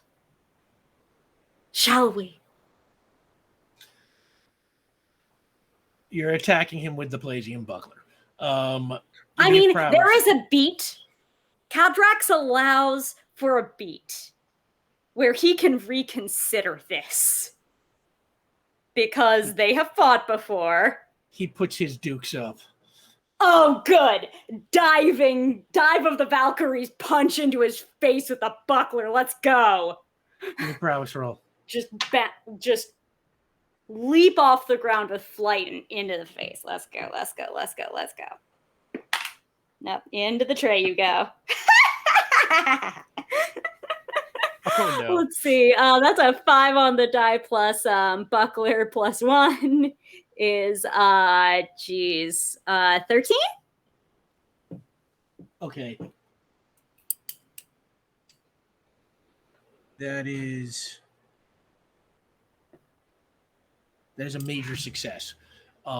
You just crack him right across the face with the buckler, and it's literally like, you know, one of those hits where it's like you could hear the crack echo like against the side of the building, and especially you can hear it, and he just goes like, you know, flying down. It's like, you know, like when George McFly punches Biff, and like the whole, like in slow motion, you just see him fall and just boom right against the concrete. He takes the full damage of the Plasian buckler. That would be 7. And is major success a stun outcome? I can't remember. Major success is a stun outcome. So he is kind of just on the ground, just like shaking, you know, like not quite unconscious, but like just totally out of it. You know, I mean, he as good as unconscious. And Status report? They say into the earpiece. Oh, I have found Gabriella. She is, well, I have sent her so she can get some proper care. I'm going to head up onto the roof. Are you on the roof? I am not. I just had a incredibly satisfying but very fast fight. Ah, you are well. Never better. We will update the crew. And I will probably transcribe that word for word via a text to the group chat. Yeah, you were on the roof when you get that text. It is Hypothermia's turn. She kind of, right? Yeah, it's Hypothermia's turn. Yeah. And she kind of raises her hands, you know, at both of you. And she's like, back off. Man, I didn't even do anything. he's not worth it. He's not. And we don't have to be friends if you don't want to be, but... Benny, make a willpower roll. Oh, God. Hypothermia's willpower. Okay.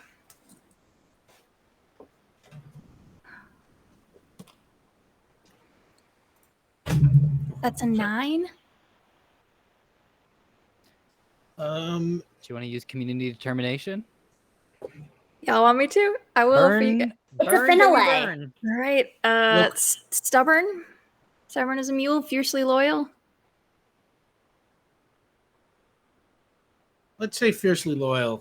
Okay. I think I'm like since you really. already used It stubborn just as a mule. doesn't.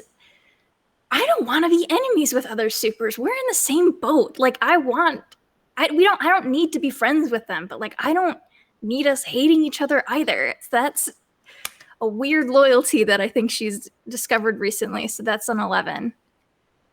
An 11 will do it, and she just kind of looks over at Julian Court laying on the roof, kind of looking very weak right now, and she's like, screw this, and she just shoots into the sky and disappears. Happy trails. That was a fun little. That was it. I feel like you two had like kind of like a rapport going there. That was interesting. I'm trying. I don't know. These guys aren't doing this on their own accord because they don't like us. They're doing it because someone paid them. What's the point of that? There's no moral backbone there. There's no personal will. They should have a choice.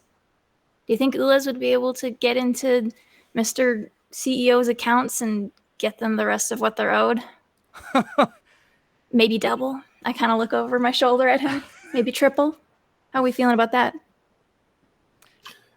Yeah, as Benny says that, I would like to walk over to our the enemy. Like this is actually our enemy, not the folks we were fighting. I want to kneel down to like our nemesis while he's still down there, and I want to hold out the crystal ball and go, you know what this does? It sees the future. And I used to believe that the future was, yours for the making, but it turns out that, some parts of the future are kind of determined. And because of this, I knew the one thing I needed to really be sure of. You were always going to lose. That is your fate. That is your destiny. Oh, no, I didn't like that. I didn't like that part. Anyway, sir, you were always going to end up here. And he kind of tries to sit up a little bit, and he's like, well, if you can see the future, then you may have stopped me, but you can't stop what I built. That was it. Yeah, no, I saw all that. Don't worry about it. He shakes his head, and he's, regardless of what happens to the officers, corporations go on forever. Perfecto is going to be around. Now that's a superpower. Well, wouldn't you know, we kind of know someone who can do the same thing. Isn't that a coincidence? You're not special. There are dozens of men like you who think they're owed the world, and you're not. You pissed off a little girl. Did you know that? You know the reason that we're here is actually because you pissed off a little girl? Did you, are you aware, have you put those pieces together? You think you're this big man? Like Benny's saying, you think you're this big immortal guy? What I built will last for forever. No, it won't. No, it won't. We're here because you pissed off a little girl. She has more of a spine than you ever will. Sorry. And, okay. Can we check him for weapons? I'm on fire, so I'm not going to. But in terms of Vion, I'll pat him down. I'll pat him down. Yeah, I'm gonna say you've got Julian Court now. He's no tough guy. His power is financial. So let's fade from this scene. You've captured a bad guy. I'm gonna narrate a little bit because we're already over, but let's say you hand Julian Court over to the military police being commanded by Bruce Buck, who is now working in concert with federal agents who are taking a look at the Port Ruby Police Department.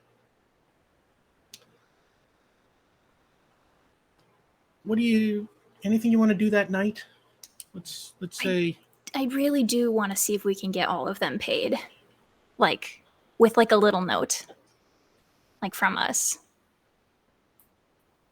That we need something to the effect of maybe Benny will talk to everybody about this.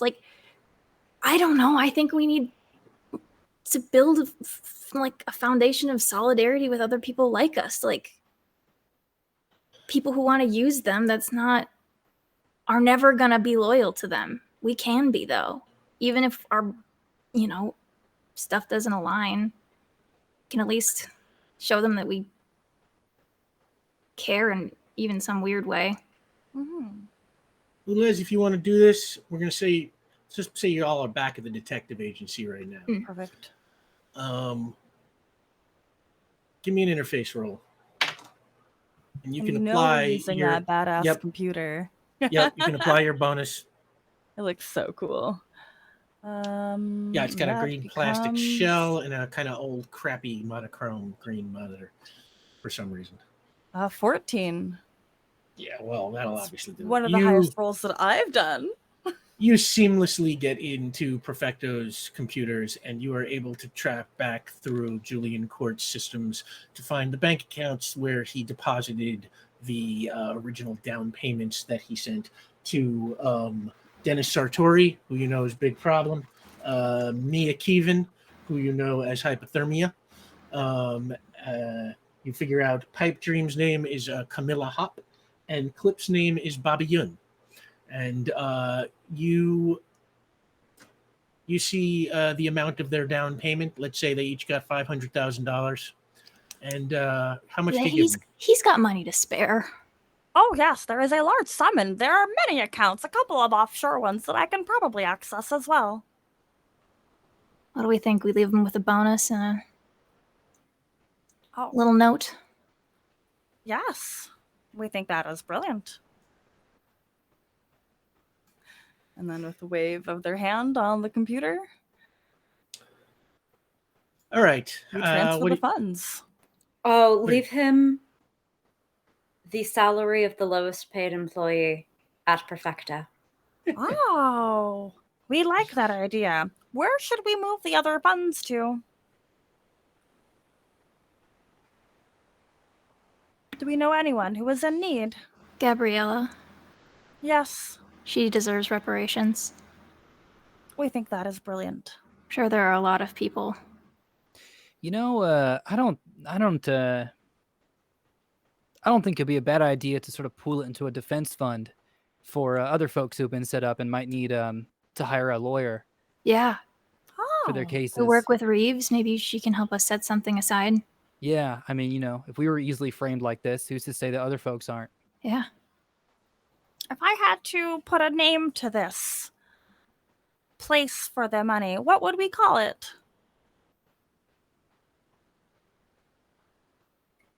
The Serrano Fund, I imagine. Yeah. Well put, Doc. Serrano Fund. Oh my God. Type that out and make it true. Ulez, you create the Serrano Fund that night, a legal defense fund for people who have been framed by the Port Ruby Police Department. You top off Gabrielle Yates's bank account, somewhat restoring the lost fortune of the Serrano family. Mm-hmm. Can I Yeah. also add that we just so it's not lost because there was like a battle, but we did deliver the remains to Gabrielle Yates Yes, as well at yeah. some point. Absolutely. I'll say yeah. you gave that to her at the hospital. That's, that's fine. In fact, you know what? Let's say the next morning, Mm-hmm. Ulez, maybe you go to the hospital. Right? It's the next morning. Do. Yep. Well, I gotta have my Good. morning time. Ulez, maybe you go to the hospital to talk to your sister, give her the remains of Maria's body, and start to get to know each other. Mm-hmm. We get to hang out on the 11th floor. It's swanky. There are so yeah. many chairs that are much larger than myself here. Yeah, this is where they send, like the important people. The rooms are bigger, the beds are more comfortable, the air smells sweeter.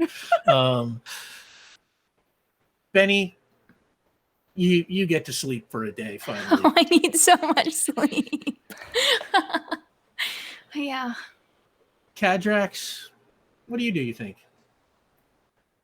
I am at the bedside of a recovering Leon Neal and texting Lila Pendry, asking for assistance to create qualifications so that I may return to surgery. Who better than an NSA operative? I'm gonna say you leave a message for Lila, right? Okay. You text. You don't get it. You don't get a response. Leon Neal. Hey, did we get him? We did. You did. Everything hurts. And I can't feel anything. And everything hurts at the same time. This condition is known as life.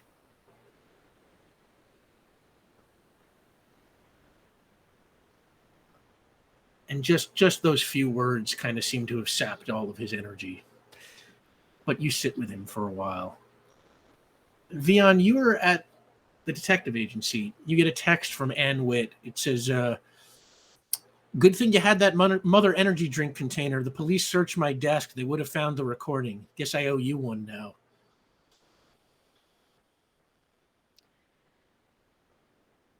And just after that, there's a knock at the door, and it's Marilyn Ewart. Comes in. Hey, Marilyn. Hey, I've been trying to follow everything going on the news. So what happened to Max? You know, it seems like Max uncovered a really big conspiracy that was going on in the city. The use of a person, really, if anything, an abuse of a human life and technology, and they didn't like that very much. But we're seeing what we can do to correct that. And she starts pressing you for details. Yeah. And I'm going to say the two of you sit down, and between what the two of you know about Max and the case, you figure out Gabrielle Yates hired Max to check into what happened to her sister's body. He started looking into the family history and learned about their bankruptcy. He realized all the money had gone to the hospital, but that it was all way more expensive than it should have been. He looked up some plans and some records, and he discovered the secret lab. But since it had been sealed up by that point, he had to figure out its purpose by reviewing all the businesses the Serranos had been involved in, which led him to discover Hollingworth Industries, which in turn led him to the warehouse, which led him to the phonograph, where he learned the story of Dr. Orson and Dr. Yorty. He traced what happened to Hollingworth and found out it was eventually acquired by Lockhall and then Perfecto. And then he did the math and figured out that Maria's body was missing because her brain was inside the Orson machine. And he broke into Perfecto to try and get the evidence that proved that and to figure out where the machine was. And that was when he was gunned down, trying to escape with that paperwork. And Marilyn thanks you so much, and she gives you a hug. And the next morning is Monday. And you're all at your individual places. I mean, guess beyond Ulez, you're at home. And you all see PR1 as Stella Combs comes on. Well, folks, hope you aren't looking forward to a relaxing morning because it's a big news day here in Port Ruby. Suspects Vion Vigor, Ulez Gali, Benny Beckett, and Caden D'Alto have been officially cleared of any involvement in the explosion that occurred at the Perfecto building on December 10th. The case first started to crumble on Saturday after evidence gathered by Ann Witt of the Port Ruby Standard suggested that the four had been framed by members of the Port Ruby Police Department. The evidence included eyewitness testimony that the explosives found in Vigor's home were planted by police, and a recording of task force leader Detective Noah Rose suggesting he himself was participating in the frame-up. Then yesterday, Perfecto's CEO, Julian Court, was implicated in the same conspiracy when evidence shows he used Perfecto systems to create the doctored video that appeared to show the suspects entering the garage on the morning of the explosion. Court, who apparently was connected to Noah Rose through a criminal organization known as the Cluster, is now in federal custody, and charges are expected to be filed this week. Federal authorities have also taken custody of Dennis Sartori, also known as Big Problem, who was apparently in the employ of Julian Court. We go live now to a press conference with Mayor Rona Carter at City Hall. And you see Rona Carter, I think we said it was 10 D-Way Newton, standing at the podium with a mirror up by her side. They're surrounded by microphones and flashing camera bulbs, and Mayor Carter says, "When the glass tower fell last month, I was pretty sure I would never face a greater challenge as mayor. Figuring out the future of a city like Port Ruby has always been difficult, but figuring out a future that would accommodate the, shall we say, super diverse population we found ourselves living amongst seemed overwhelming. But the events of the last week have been a revelation to me. My faith in the Port Ruby Police Department, an institution I always believed to be fundamentally decent, has been shaken to its core. And I now realize figuring out how a city like Port Ruby confronts its past is far more complicated than figuring out how it navigates its future. No matter how difficult it might be, we do eventually have to confront the past. So after spending this weekend in intense discussions with my staff, and she nods towards Amira, who nods back at her, as well as other representatives of the interests and communities in our city, I have made a decision. Starting today, we are going to defund and substantially disband the Port Ruby Police Department to replace it with a system that makes more sense for the times we live in.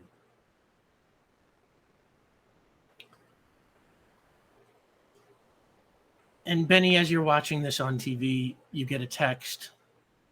It is from Adam Aubrey. Yeah. It says, I didn't tell him I wasn't a terrorist, so let's open that. It says, this has been quite a week for both of us. Bet you could use a good home-cooked meal. Cal's making Italian tonight. Would love if you could join us. Bring your friends. I think Benny has to sit with that for a little bit. And while you're sitting And- with that, oh, I sorry, was to say, and then just replies, "I'll be there." you know what? I think that's a perfect place to end season 3. Ah! Thank you all so much. Heck. Just heck. So we talk about different win conditions in role-playing games. Sufficiently exasperating the GM so that they throw all of their papers off of their desk. Finding a dog. Helping the dog to fly. Like, there are all of these things. I never realized we found a new win condition. We defunded the police. Yeah. Oh, that made me so emotional. I was like, oh, if anything's gonna get me, you saying that, I was like, oh, this is what it's gonna bring me to tears. Y'all are amazing. Rick, that was beautiful. This whole season has been Yes. beautiful. It has been built on the back of a multi-season mystery that is fantastic and resolves beautifully, thanks also in part to the ever-talented Bizelda through Ulez Galley. There are just so many brilliant things happening constantly on this cast, and I'm very grateful for all of you and to Jake and Lauren and the mods for all of this. Thank you so much for making this season happen. You're all stellar. This show was so special to me, you guys. This is such a Good thing. Took the words right out of my mouth, Sam. And it's like, man, it's like there's nothing I love more than superheroes that save the city in a way that really matters. And Right? you did a lot more than just punch a bunch of bad cops and supervillains tonight. You really saved Port Ruby. So thank y'all for taking this ride. It's not over yet. And thank you so much to everybody who has supported the show. You guys, y'all just went through the roof tonight. 609.69. I am absolutely floored. Thank you for all the support you have given us. I can never say enough how much it means. We've gone way over. Power Play Season 4 will be coming right about, I think, October 10th. Keep an eye on our Twitter account in case that slides, give or take a week. Yeah, I see Sam's face probably figuring that it's almost exactly a year to the day from when One Power day Play shy. started. Wow. One day shy. One day shy. Just by coincidence, but a nice coincidence. And yeah, it's like could be a week later, but look for it around October 10th. But we're not going to ask you to wait that long for another dose, because on September 12th, the amazing Gina DeVivo will be returning for our spectacular, no-holds-barred one-shot Vampire Hunters of Port Ruby, featuring Omar Najam, Sam DeLev, B. Zelda, Caitlin Bruder, and once again, Gina. I have been waiting to do this one a while. We had it scheduled a while back, and it had to move for reasons, and we are finally getting there, and I promise you it's going to be great. I can't wait. So real quick, go around the table, tell the good people where they can find you, starting with Omar Najam. Hey everyone, I'm Omar. You can find me at Omar Najam on Twitter. Vion Vigor's last chapter of the Maritime Mystery is going to go up tomorrow on the QueueTimes Discord. So check that out. That has been one of the most incredible creative experiences of my entire life. Last chapter.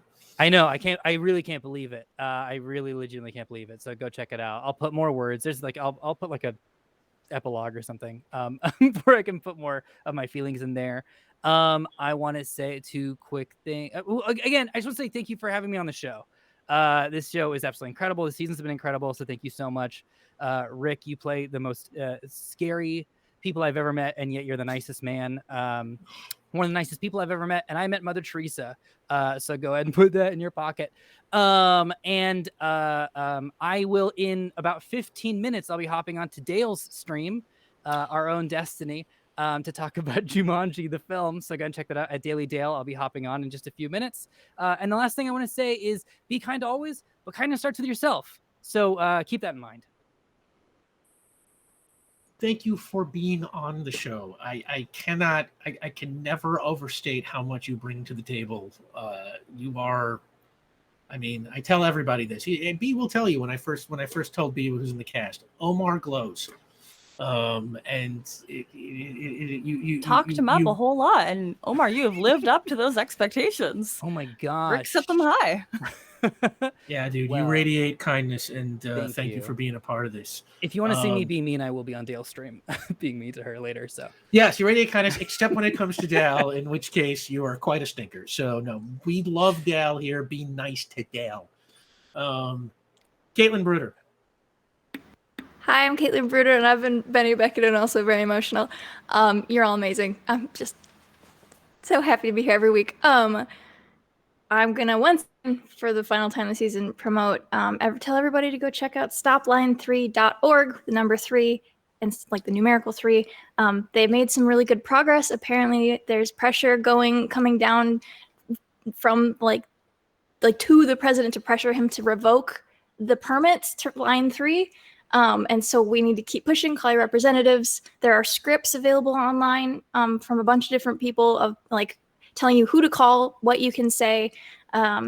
So, pressure the people who can do stuff, and also start donating if you can to different bail funds and stuff, because the water protectors are they've been doing more demonstrations. They were at Enbridge's headquarters in Duluth recently. So if you can go up, be a water protector, anybody can be a water protector.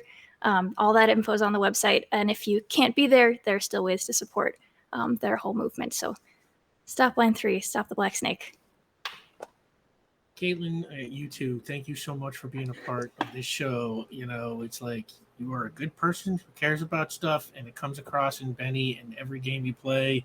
And I could tell from one incredibly wacky game of lasers and feelings that you were going to be great at this. So I'm so happy to be here. Yeah, thanks for joining up. Sam Delev.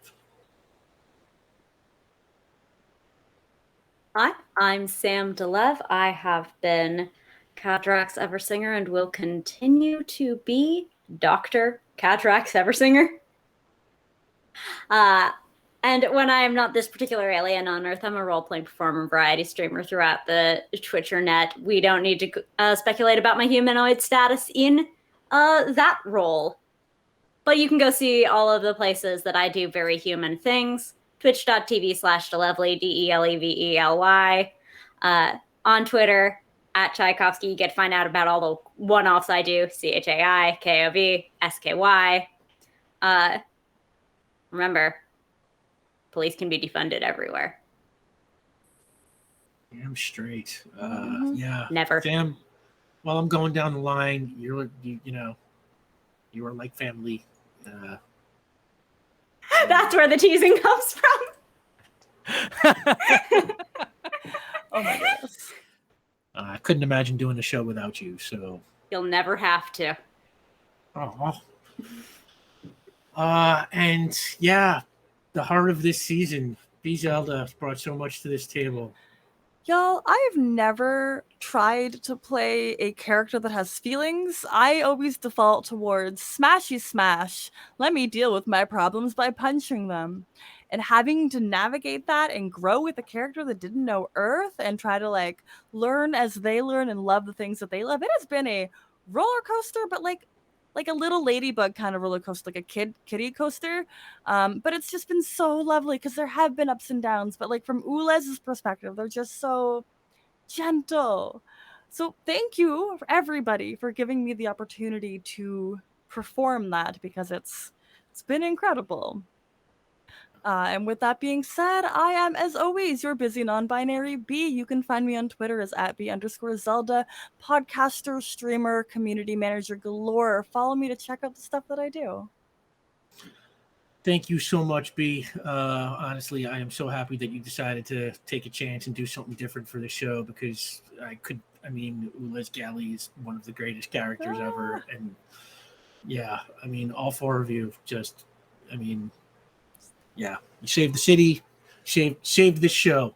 And again, to everyone in the chat and everyone who's been showing up week after week and listening to the podcast and watching the YouTubes and stuff, it's like, thank you. You own our hearts, and we are eternally grateful for all the support you have given us. I'm Rick Bud. You can find me on Twitter and Instagram at rbud913, or you can follow the show at PowerPlayRPG. And once again, we will be back, I think, on October 10th. Mark it down. And Vampire Hunters of Port Ruby on September 12th, which is the day before my birthday. So I'm going to make that Nice. Something extra special because it's kind of like our show / my birthday party. So on that, the theater goes dark. It is Port Ruby in the present day. We are at the Henton Beach Marina in Baronsdale. An older man in a Hawaiian shirt and a winter jacket, I'd say he's played by Ernie Hudson. He hustles into a small boat rental office that is located at the end of the dock. Waiting inside is a kindly-looking older woman. I'll say she's played by Nichelle Nichols. She sits behind the rental counter. And the man says, "Woo-wee, it's all kinds of freezing out there." And the woman says, "Did you get it done, Clyde?" And Clyde says, "Well, I had to chip the ice off the rudder in the deck, and that wasn't easy, but yeah, she's ready to sail." And the woman says, "Well, good. That client ought to be here any minute now, and he said he wanted it ready to go." And Clyde says, "Well, like I said, Agnes, it's ready to go." And Agnes says, "Good. Knew there was a reason I married you." And Clyde says, "Why would anyone want to go sailing in this weather? Beyond me. You'd have to be looking to freeze to death or something out there." He takes off his jacket and he walks into a back room to hang it up. And Agnes yells to him, "Who cares? As long as his check clears and he brings back my boat undamaged, he can turn himself into a goddamn snowman for all I care."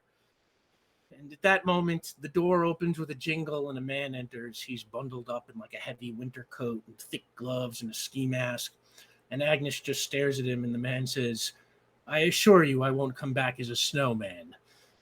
And she kind of laughs, and he pulls his gloves off and stuffs them into his pockets as Agnes says, "Your payment has to clear in advance. Insurance is mandatory, and the boat only holds 8 people." And the man unzips his coat, and he takes down his hood, and he says, "Not a problem." And then he pulls off his ski mask, revealing the face of Sonny. And he says, "I'm only expecting 4. And as he smiles, we'll see you next season. Thanks for playing with us.